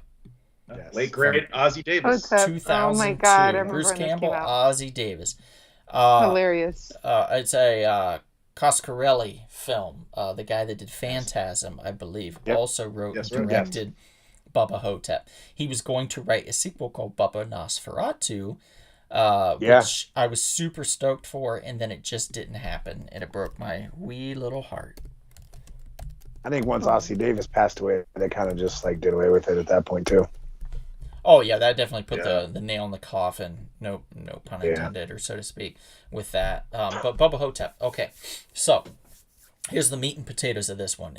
And John, you can correct me if I'm wrong. Bruce Campbell plays Elvis Presley, who was tired of the stage light. He didn't want to be there anymore. He had lost his love of his life. He had lost his family. He was just sad all the time. He was dipping into things he shouldn't. And he said, I don't want to do this. And so they went on this nationwide manhunt to find the greatest Elvis impersonator. And they did. And that son of a bitch, when they found him, was playing at a fairground and he was eating a whole pie. It was a precursor. That was like a premonition to the whole Elvis gets fat because he likes to eat so much. That wasn't that Elvis. That wasn't the Bruce Campbell Elvis. That was the Elvis impersonator. But the Elvis impersonator looked so much like him that they just switched spots. So then, from then on, all these small little shows was actually Elvis Presley, and all the big shows was the Elvis impersonator. Problem with the real Elvis is he falls off the stage as he gets older, hurts himself, ends up in a nursing care facility because he doesn't have enough money to take care of himself anymore because he willed everything away to that other Elvis. So he's in a nursing care facility, and down the hall from him is a black man, played by Ozzie Davis, of course, that thinks he is JFK, and they just dyed his skin, and they could try to control him by taking out a piece of his brain in the back and replacing it with a little bag of sand. So he has a little piece of his brain taken out so they can investigate him and look in on him. So he's a bit of a nutter. But Elvis / Bruce Campbell accepts it, and things start to happen that are strange there at the funeral home. People start to disappear from what seems to be their soul sucked out of their body. And they realize that along the way, traveling down the road, a truck fell off the road during a rain, and the sarcophagus of a long past king fell into the local riverbank and then floated on down the river to embank upon the nursing home area, where then the mummy from that sarcophagus arose and started to suck the souls of the dead, but had to suck a lot of souls because the old people are so close to dead that it takes him more to stay alive. So he's basically just kind of running them dry of guests at the nursing home. And that's when Elvis and JFK team up to defeat the mummy. And it's kind of amazing and so very small in scale, but epic in idea, if that makes sense. It's a low budget film. What a great. crazy detailed thing that, like, who would ever come up with this, you know? Oh, yes. And hang Don on. Coscarelli. Bear with me. I'll be right back. Guys, keep talking about this. It's amazing, and he described it so well, Donald. Yeah, like if you've never seen it and you heard that description, you're probably thinking that sounds really stupid, but you got to watch it. This is one of those movies, you know. But And it's so like fascinating. Like it's just like no one would ever come up with that. It's like a dream you would have, you know. Well, if you've ever seen Phantasm, his movies were some crazy stuff. Like that dude made some crazy stuff. Sorry, he wasn't about that. Clive Barker crazy, but he's crazy for that. So Gray wants to see the bedpan. There's a story behind this. The bedpan, they use a bedpan in Bubba Hotep. And MGM was the distribution company for the film. And as a kind of an incentive to people, they produced a very small amount to send it to like studio heads and things like that. A small amount of bedpans that they produced. And inside the bedpan, it says Bubba Hotep, and underneath it says Elvis was here. So I had a friend at the time that worked for MGM, and he liberated one of these and gave it to me. And I'm so happy he did. And I got it signed by Coscarelli when he came into town to advertise his new book that he was writing. And he did sign this. And here's my bedpan. My God. And it says Elvis was here. That's funny. TCB, baby. TCB. So there you go, Gray. Amazing. There it is. The most useless thing until probably 20 years from now that I have in my collection. It'll come in handy one day. TBC. Yep. Take care of business. Yep. TCB. That's what you'll be doing with it, too. Yep. Care of You business. absolutely would be. Yep. I almost thought you were saying the Bruce Campbell. I thought that's what you were saying. Oh, no, TBC. No. So that's number 5 on the list. It's a big one. Wow, Alex Benkita, I'm glad you like it, and you definitely should watch it. You definitely should watch it. Marcus says, yeah, never heard of it, but good trailer. So he checked out the trailer while he was there. So great. Nice. I'm glad we're turning people on to some films, hopefully that they enjoy. Number 4 is another one. We had quite a bit of foreign films on this list, guys, I think. Nice. Well-rounded. I think overall this is our best well-rounded list. Probably our best list, actually. This is a film. Is it Norwegian or Sweden? I believe it's Swedish. Swedish? I think so, too, yeah. And on number 4, this is a little vampire film. And it's fantastic. It got remade, of course, as they do. There's a TV show now, too, coming. Yeah, I heard there's also a television show. That's crazy, but hey, I'm all for it. It's let the right one in at number 4 on the list. Anybody have anything they want to say about this film? Oh, man, it's been so long for me. Because I still need to see you, okay? Yeah, I just remember the pool scene. If I'm thinking of the same movie. Mm-hmm. Yep, you are. Yeah, that's one of the things that I remember from it. I think I saw maybe bits and pieces of the remake, but I remember this one kind of vaguely, though, because it's been a super... 69 Girls XYZ is getting banned. Uh-oh. Uh-oh. We haven't banned anybody in a while. It has been a while. It's my best friend. Hey, come on now. 69 Girls XYZ is your best friend, Janet? Well, I can imagine that 69 Girls XYZ was Kevin's best friend. You know, No. I can imagine. No. You know. He's best friends with Meat Train Express or whatever it's called. That's the sequel, Meat Train Express. XYZ. Coming soon.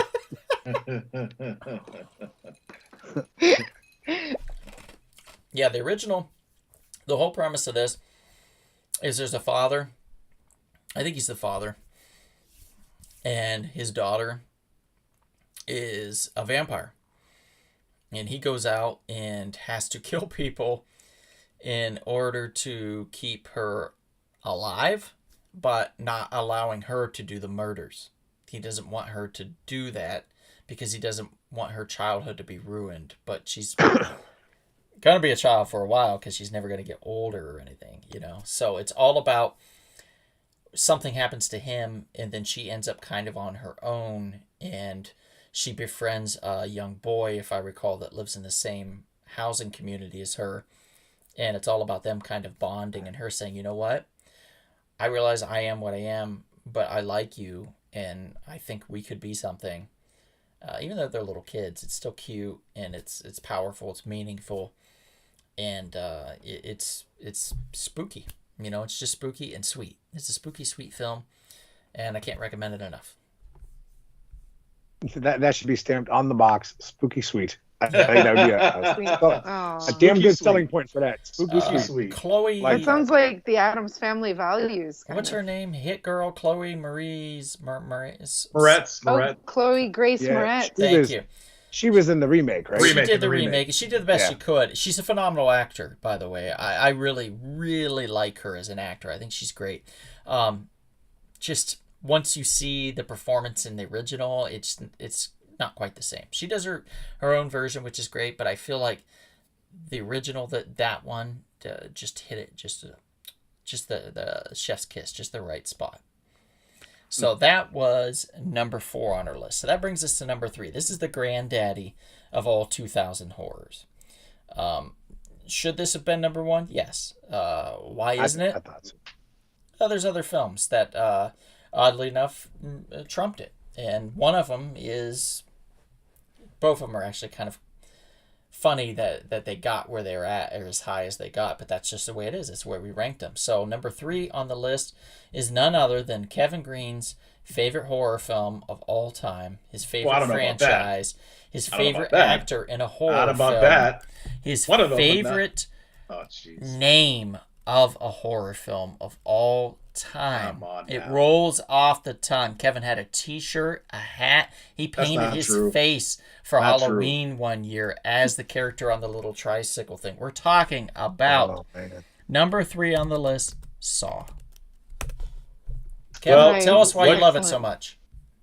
Now, the funny thing is, it's not number 1 on my list. It's actually number 2 or 3. However, what I'll say is this. The concept is very interesting. The fact that you have 2 guys, you wake up, you're in this dirty, dingy, disgusting bathroom, and then there's a tape. You play the tape, you're being forced to play a game that you, of course, have no interest in playing in, and then you're trying to unravel the mystery as to why you're here. Why are we here? What's the purpose? Meanwhile, there's a dead body, at least so you think, a dead body in the middle of the room. And, you know, you're being manipulated, and then the person who you think is responsible for their dilemma turns out isn't the person responsible for the dilemma. And then just that ending, and then that you're screwed music, the famous song from the 9 Inch Nails, Charlie Clouser, that you know, when you hear that, I think that's Live or Let Die, Kevin. I mean, when you hear that music, it's so creepy and stunning, and then when you learn the truth about what's going on, it's like, oh no.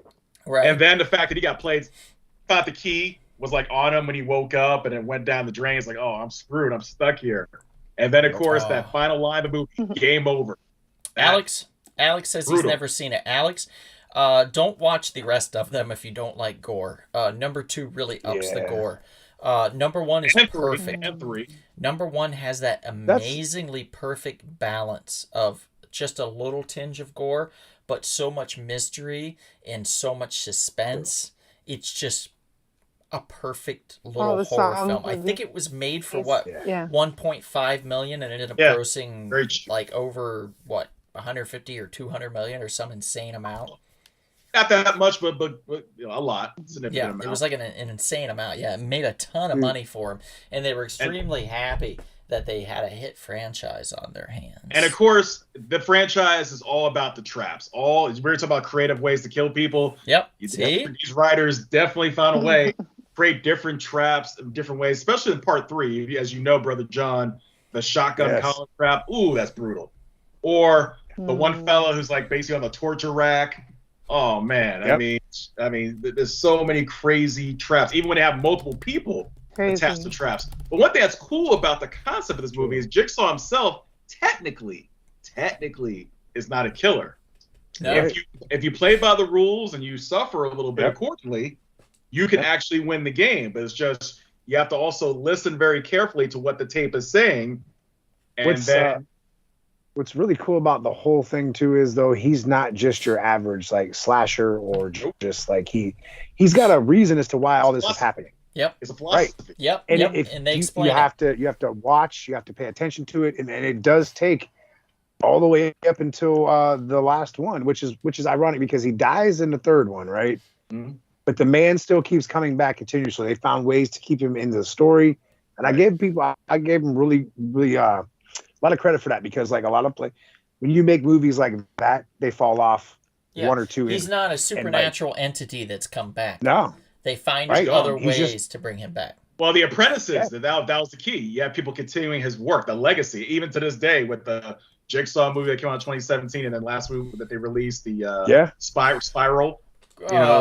Real quick, Gray, are you talking about Black Sheep? I believe was a New Zealand film. I don't think it was just called Sheep. I think it was called Black Sheep. Yeah. And it was on my list, but I took it off to add Behind the Mask, The Rise of Leslie Vernon, because if I didn't do that, that movie wouldn't have made the list, and neither would Black Sheep, because I was the only one that mentioned Black Sheep. So I was like, I have to do a political play here.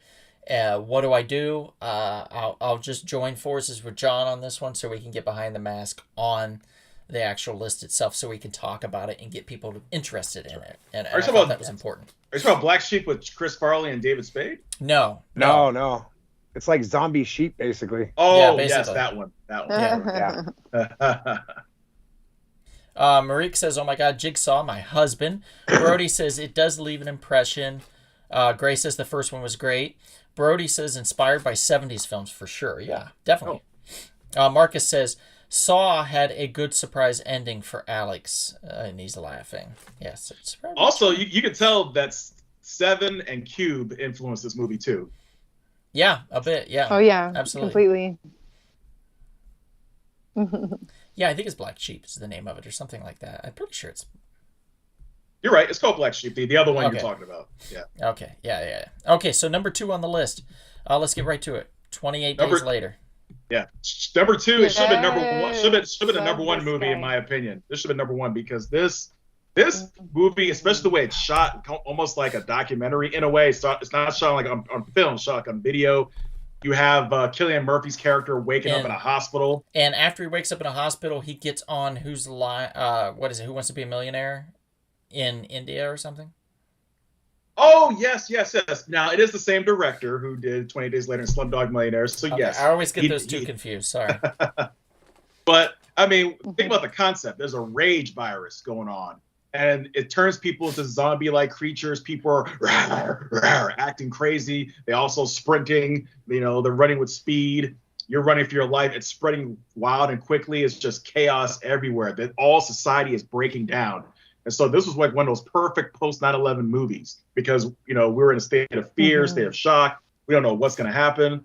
This basically encompasses a lot of what the 2000s was like, what it felt like. Absolutely. Yeah, like waking up, not being one of the only people that survived something. And what do? Find other survivors, and you just have no idea what you're going to do. 2 other films or 2 other things that take exactly the same idea. Resident Evil. She wakes up in Raccoon City, and she was in a hospital. And The Walking Dead.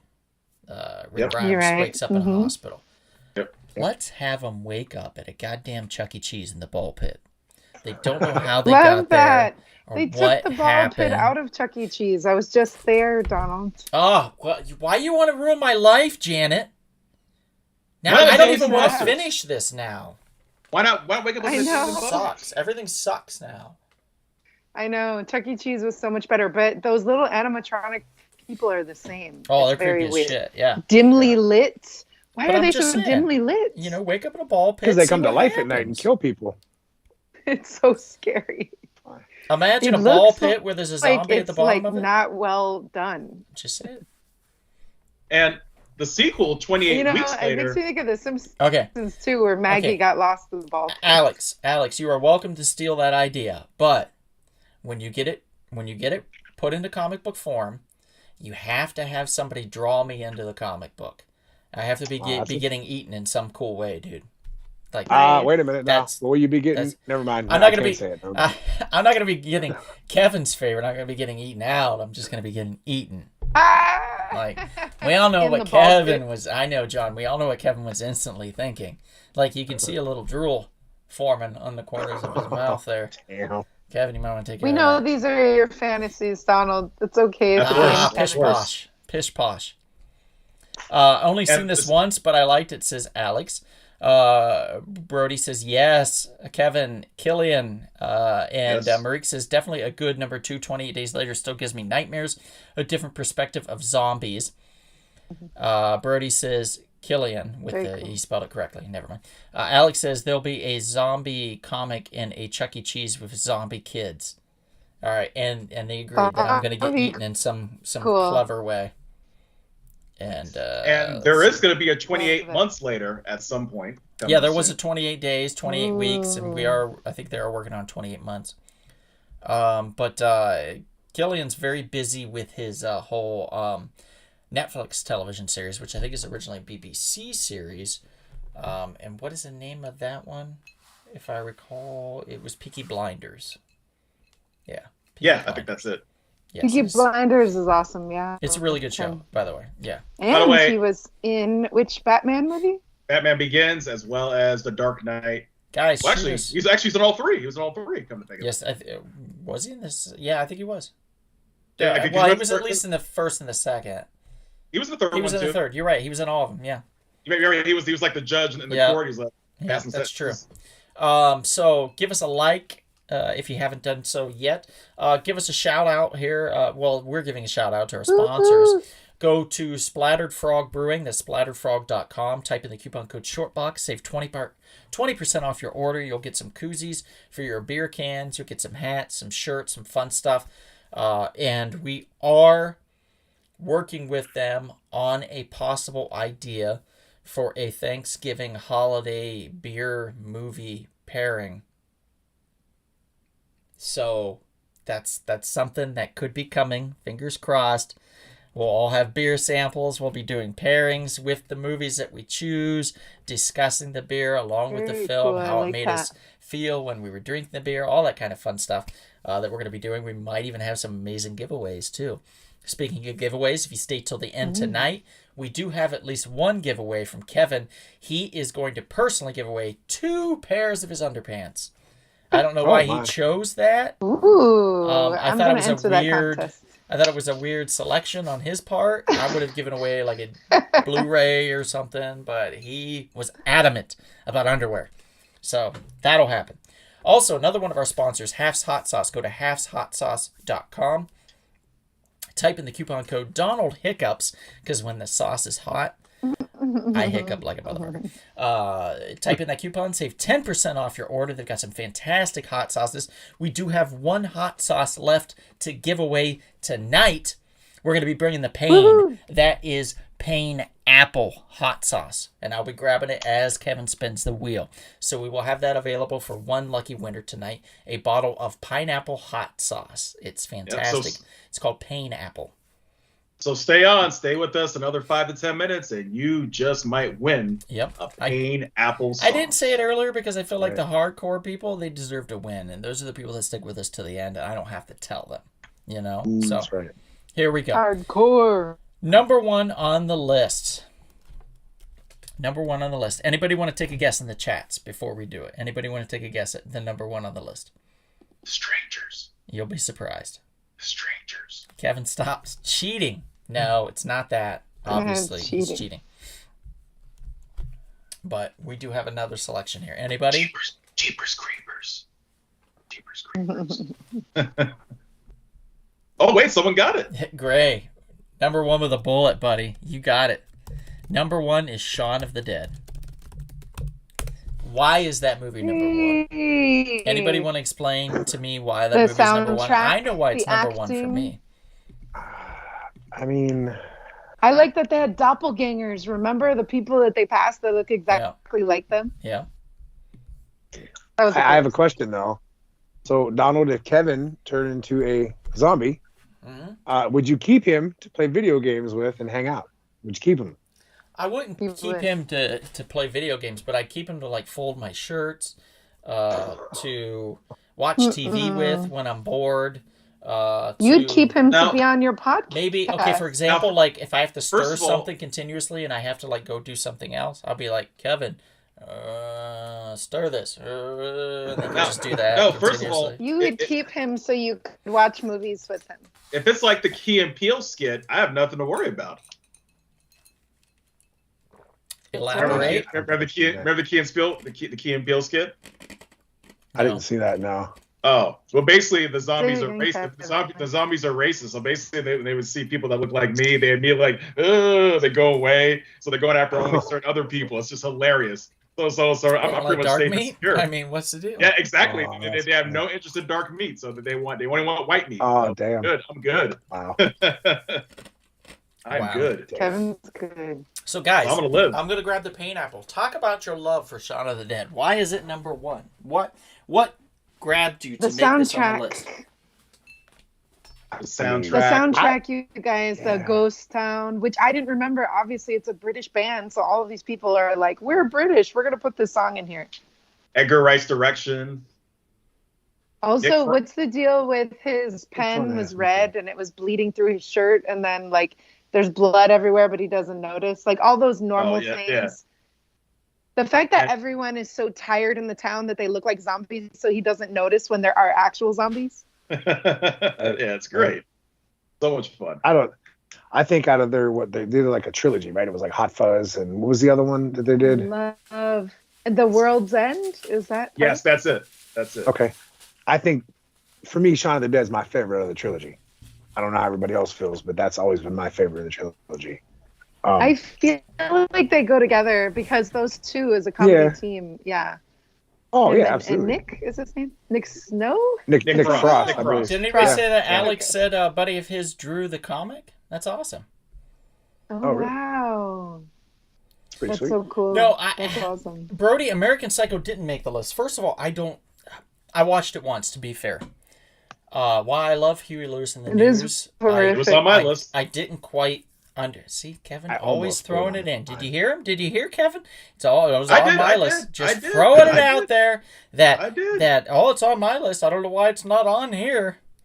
You do the math next time. You do the calculation, sir, and then I can say that the entire time was on my list. I have to admit though, I'm only sad that one didn't make it though. What's that? Only one. Freddy vs. Jason. Just because of what Oh it was. yeah, that's true. That's Oh, true. Here's, I love here's that. the reason. It was. I like that. It was the only it's a time we lot of got fun. that slasher head-to-head battle. You know. Good point. Good point. Very true. There But are so many great movies that came out in those 10 years. Would you guys consider Donnie Darko a horror? You Was know, that past it's 2000? I would Yeah, say it's more kinda. science fiction, Sci-fi. mystery. You know, I mean, there's some scary elements to it, but I would say more that sci-fi, fantasy, thriller type movie. Yeah. Donnie Darko. yeah, I would put it more like in a. Geez, what would I put it in? Sci-fi drama, maybe? It's just an Yeah, odd, sci-fi thriller, it's an thriller odd mystery. duck. Mystery thriller. maybe. Sci-fi. Yeah, it's an odd duck for sure. Why American Psycho didn't make the list? Well, first of all, because Kevin put it on his list. So we tried to make sure And that because none of Kevin's Janet choices did not get get on to the vote list. on this round. No, I Janet was did get thrown to, in at the last minute, or I would have put it. Janet was asked to be on. She wasn't tossed or thrown anywhere. There was no violence involved with Janet being on this show. Janet was Dave, requested, pleaded with to be on the show, and she said, "I might, if I can get Kevin in person to beg me." So Kevin drove all the way to her place and got on his knees to beg her, and she finally agreed to it. But she said, "Look, you have to take one of these films that I did not vote for out and put one of mine in," which we so graciously did per her request. We were happy to do so. But creating a whole new You have to give list me a case of half based hot sauce on a and new then I'll do person it. popping in would be extremely difficult at the last moment. Therefore, that is why that did not happen. Thank you for bringing that up, though, Janet. I appreciate that so I'm so happy much. to be here with you guys. But none of these choices, some of them anyways, didn't reflect my choices. She's right, 100%. So her and Kevin can sit together next time and say, it was on my list. It wasn't on my list. It was on my list. It wasn't on my list. It was on my list. It wasn't And on we'll my watch list. all the movies together because I miss Kevin. Marique says, what the fuck? American Psycho is a far scary and shocking movie than Shaun of the Dead. I love Shaun of the Dead, but I can't say it has an impact as scary or even horror. Marique, you might forget a lot of the moments where there was some truly horrific things. First of all, the guy that Sean couldn't really quite relate to, but finally started to warm up to, starts to turn. His mom gets bit. He loses his mom. The one dude gets horrifically torn apart in front of everybody with his organs and everything just out. It's the most goriest thing. A la, which one is it, Kevin? Day of the Dead? Probably Dave, yeah. Yeah. Where you see that with the organs getting torn out and everything like that. There's a lot of truly horrific moments in Shaun of the Dead. I think why Shaun of the Dead made number one is because it walked that tightrope, that balance so perfectly between comedy and horror, giving you these really fun moments of let's kill these zombies with records. And let's knock into a jukebox and it starts playing some Queen song, Don't Stop Me Now, while I'm fighting with pool cubes with these zombies circling them. And so the suspense was there. The idea that they were in this small space and all these zombies were trying to get at them was there.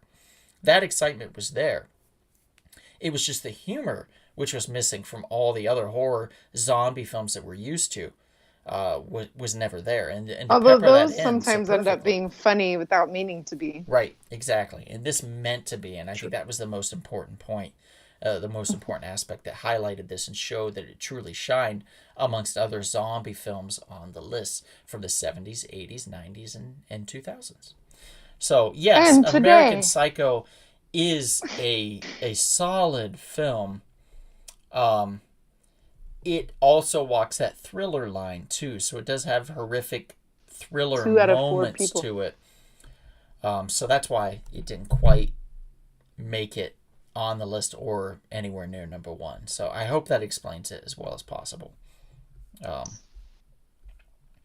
Alex says Janet deserves a vote. Yes, I know, Alex. I hope I explained that well. We had no time. What kind of... you guys are going to give me a vote now for being on the show? I enjoy that. A vote, not a boat. We are on the coast. You can't get a boat. Oh. Janet. You get a vote, but you can't get a vote. Boat sounds good, but though. But sometime if you want to try to float out on a vote and see how that works, I'd be willing to watch because I think that'd be fun. That's our next horror film, right? That we're shooting. The Vote. Yeah, it could be, yeah. The boat, midnight meat boat. Brody says, why all the hate on Kevin? Brody, you don't understand. Kevin we love Kevin. Really perverted early on in this podcast. You did not pop in until after that. I beg your pardon. I will scroll through the chats and point it out where Kevin talks. Donald is so pure. I'm 100% pure. Donald is a man of piety. Yes, Donald is a man of piety. Thank you. Wait, I thought I was one of those. Wait a minute. Well, apparently he's taking that title from you now. Oh, man. You can have it. It's cool. You can have title. It took Sorry. the belt. The piety championship, yeah. Oh, man. Fine then. What about Tucker and Dale versus Evil? That's a fantastic film. Ooh, that was Absolutely. great. Was that post 2010, you guys? I think that's after.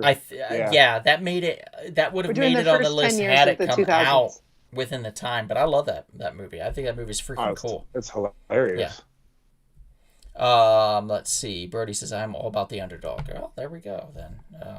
I think Shaun of the Dead was a pretty big underdog to be number one on the list. So let's go ahead. We've got the bottle here. Let's do the hot sauce first, Kevin. I've got a bottle of pineapple. Here's what's special about this pineapple. Brian, from the owner, creator of Half's Hot Sauce, told me, he said, this batch in particular, he said, is extremely hot. And I said, what do you mean? He said, well, it's hotter than normal pineapple. And I said, why is that? And he said, it's because we mixed Hot Tropic in with it. Now, if you guys recall, anybody that's seen the podcast where I tried the hot sauces and I hiccuped relentlessly for like a half an hour straight. That was after trying just a eighth of a teaspoon of Hot Tropic hot sauce. So you've got pineapple mixed with Hot Tropic. So Godspeed on this one and good luck, because this is a dangerous hot sauce that will cause you a lot of pain. That's why it fits in with the horror realm. Kevin, let's get some names. Everybody, if you are here, put here in the chat and we will put you on and get you in the contest for the hot sauce. I know we got Brody, Marique, and Gray. They're still in the chat. Okay. So Great. Sure. Those three in particular. And of course, we have Alex Banquita. Yeah, Alex is still in there. He's still on it. So that's great. And yeah, other people just say you're here. We'll add Anybody you else say you're here? Otherwise, we're going to move on quickly. Your parents are not here anymore, Donald? They've been quiet tonight. They've been pretty quiet. Yeah, I don't know. You know why? Because the horrible movies. I'm going to be honest. Yeah, my mom doesn't watch many horror films. My dad either. So that's probably why it's not their jam, which I understand. But there's some things that are fun. So Gray says he's here. Maria's here. Alex is here. And let's see, anybody else. Brody for sure. Marique is here.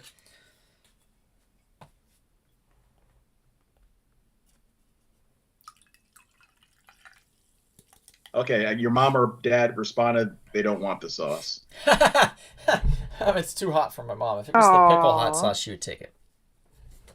But I totally get it, Mom. I totally get it. Alex is here, but he's falling asleep. Okay. All right. Well, that's it then. Just make a small list and let's go. All right. I'm going to go, and then I'm going to send Janet the winner again. Nice. Okay. Sweet. Going. And all right. Let me insert the winner.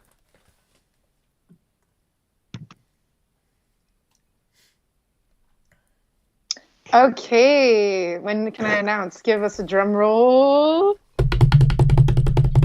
And the winner in Portland is Brody. Yay! What? Brody, you win pineapple hot sauce.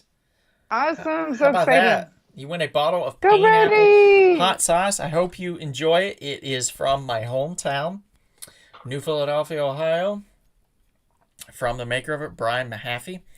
Half in name only, not in flavor. Half's hot sauce. So check it out. I hope you enjoy it, buddy. And thanks for playing. Kevin, do we have any other giveaways besides your underpants? Can we switch that to something else?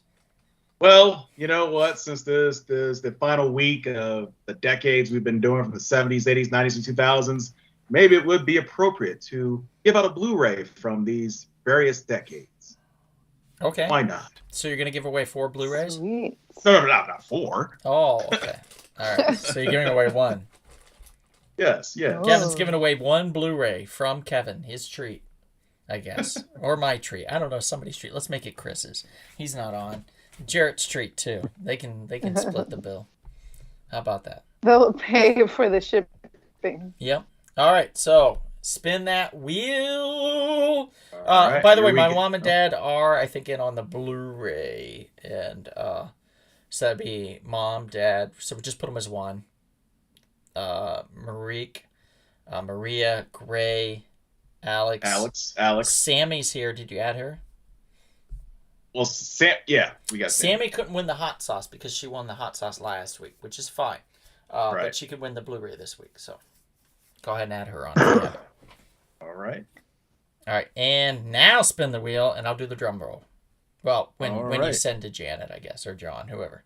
Send it to John. Let John do one. John hasn't done one Okay, this whole sure. time. I'm going to send John, whoever the winner is, as it spins. All right. Spins.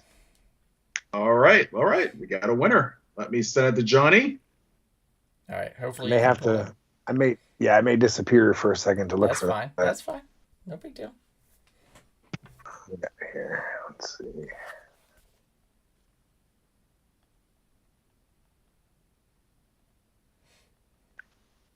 All right. Hopefully, I'm going to say this right. We get the drum roll. Winner of the Blu-ray, Kevin's Choice Blu-ray, Marique. Did I say that right? Hey, You said it. are You you got kidding me, Kevin? Ooh, the two Portlanders. Kevin, Look, the this wheel. collusion.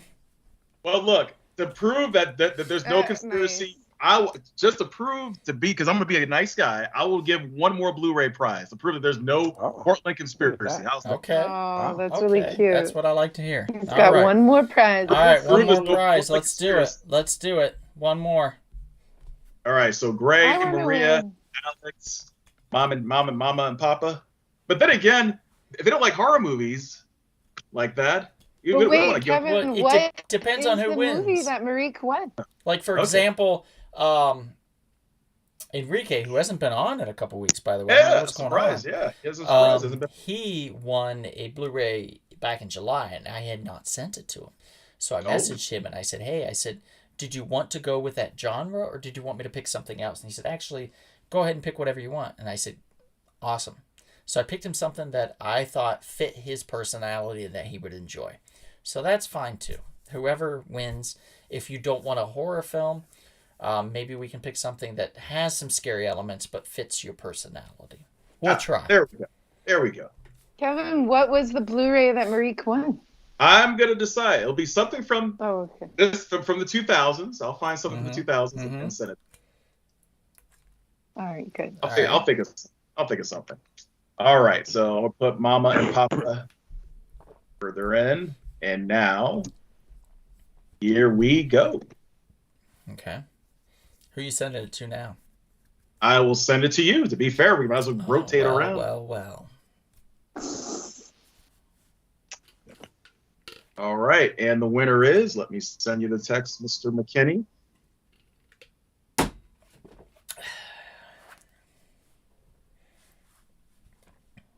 Waiting. Here it is. I'm still waiting. Oh, there it is. Oh, shit. Here we go. Ready? Ready? And the winner of the Blu-ray of horror is Alex Benkita. Go, Alex. Sir, you have won. Thank you for worthy being winners. on. Well worth sticking with us and almost falling asleep because you win a Blu-ray, sir. And you are definitely not in Portland, and you're definitely not staying and hanging He's out in with Florida. Marique He's in Miami, Florida. Oh. So you see, there we go. Real Short Box is coast to coast. Coast to coast. How about that? Right, like Space From Ghost. one corner to the other. Like Space Ghost. Again, thank you for sticking with us. Thank you for being on. I know we ran a little long in the tooth this time. We have prizes to give away, so we had to but stay we on. give prizes away. We have a good time. So thank you for being a part of this. Thank you for choosing us for your Monday Thanks for night watching entertainment. me. Just to let you all know, this will be a surprise to some, and definitely the second part will be a surprise to Kevin. But this coming Monday, which is actual Halloween, we will not be having a live show. And coincidentally enough, the following Monday, we will not be having a live show. I will not be in this great state of California. I will be in Texas. So I will not have my equipment with me, nor will I be set up. I will be on a plane at the exact time this usually airs. So I can unfortunately not host and produce this show. I do apologize. You'll be on your way to your final destination, Don? Oh, Janet, why'd you have to go there? Shit. Oh, damn. You just condemned Nobody me. get on that plane. You just condemned me to death. Jinx. Okay, so with that, yes, for the next 2 weeks, we will not have a live show. So what does that mean? That means that October 24th, so November 7th, we will not be live. 14th we'll be back, though. We'll be back on the 14th. We will have a new show. And I think that's going to be a precursor to Thanksgiving. And then on the 21st is where we're going to have our beer pairing discussion and things. I think that'll be a lot of fun that we'll be able to do that. So I want to, again, for this entire month of October, John Cataline for being on, man. Thank you. You've been a rock for us. You've been a gentleman and a scholar. Well-rounded individual when it comes to your horror and your wrestling. Horror expert. Yes, and the And a great wrestling promoter. Horror Guys podcast that you've created with your buddy. That is on. I think it's just the two of you, right? Yeah. Okay, and then the wrestling that you promote, and you do. What is the name of your wrestling? The company? Real Action Pro Wrestling. Real Action Pro Wrestling. Yeah. So check out Find us Real on Facebook. Action Yep. Pro Wrestling. You can find them on Facebook and on Instagram, if I recall as well. RAPW. Yes. Yes. Yes. Find them on Instagram. They do a lot all over Ohio, so if you are an Ohio native, definitely check them out. Thank you for that in advance. I want to also thank our sponsors, Half's Hot Sauce, for giving away this wonderful painapple to Brody, and for just providing us with wonderful hot sauce throughout the whole entire month of October, to be honest. I want to say thanks to Splattered Frog Brewing for being our sponsor and providing us with this lovely sound equipment that we have before us. We definitely appreciate that. I want to thank one Miss Janet Lee Rodriguez, not only for her acting talent and always being there, just for being a good friend and a genuinely good person. So thank you for being on, Janet. We appreciate you very much. And I want to give a big hug and a warm, sloppy kiss on the cheek to Kevin for always being there by my side, for riding my lap when I ride that scooter into the LA River. My ride or die, Mr. Kevin Green, thank you for being on with us as well. And I want to thank you, the audience members, for being a part of this. It's been a wonderful, thanks for listening. Wonderful time. We appreciate you so much. We appreciate everything you do. Whenever you advertise for us, talk about what we do, it always helps. When you give us a like, a comment on our Apple Podcast page, you can always comment. You can give it a rating on there. Spotify, iHeartRadio, Spreaker, all those. We actually get paid, by the way, if you view it through Spreaker. So if you get a chance to listen to it, to download Spreaker and listen to it via Spreaker, we actually get monetization through that, which helps us as well. So YouTube, Spreaker, those are the two big ones for us. But Apple also is very significant because it helps with the analytics with the podcast and how we're seen. So just watch us on all three. Play it 3 times. Come on, you know you want to. But with that, I just want to take a moment to tell you all that something's coming for you. Something's coming for you in the night, and you're not going to expect it. And it's going to be right when you fall asleep. You know, right when you're really... Alex, I hope you're listening. It's right when you're really tired, and you just can barely keep your eyes open, right? And you're just starting to nod off. And you feel this little tickle on the bottom of your feet. And you feel a slight itch in the palm of your hands. And the hair on the back of your neck stands up. And you wonder what that is. How could this happen? And then you start to hear the noise. Sounds kind of like, you know, maybe the scraping of a tree on the side of a window. Could be nails down a chalkboard, just gently though, just real soft and gentle. And then you start to feel something, maybe it's like feels like something just like an ant or something crawling along your neck or down the side of your body. You feel maybe a finger just gently brush your shoulder. You know, just gently brush your shoulder. Could it be something? Nope. Could it be somebody that's already in the room? Did you lock the doors when you were supposed to? Did you leave the door unlocked by accident? Did you leave a window open? Are you packing heat? Oh no. Were you vigilant? How's your security system? Did you ask, is somebody in the room? Did you ask if you are a malevolent spirit to please leave? Have you done that? Have you done your due diligence? If you haven't, then I beg you to do so now, while you still can.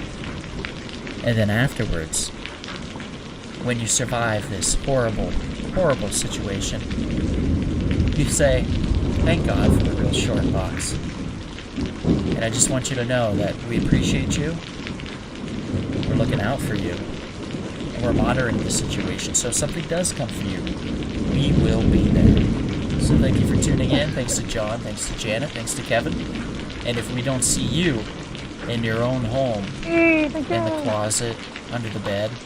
Perhaps we'll see you at the dire, dreadful, fearful, and sometimes forbidding comic book shop. Good night, everybody. Or at least you hope so.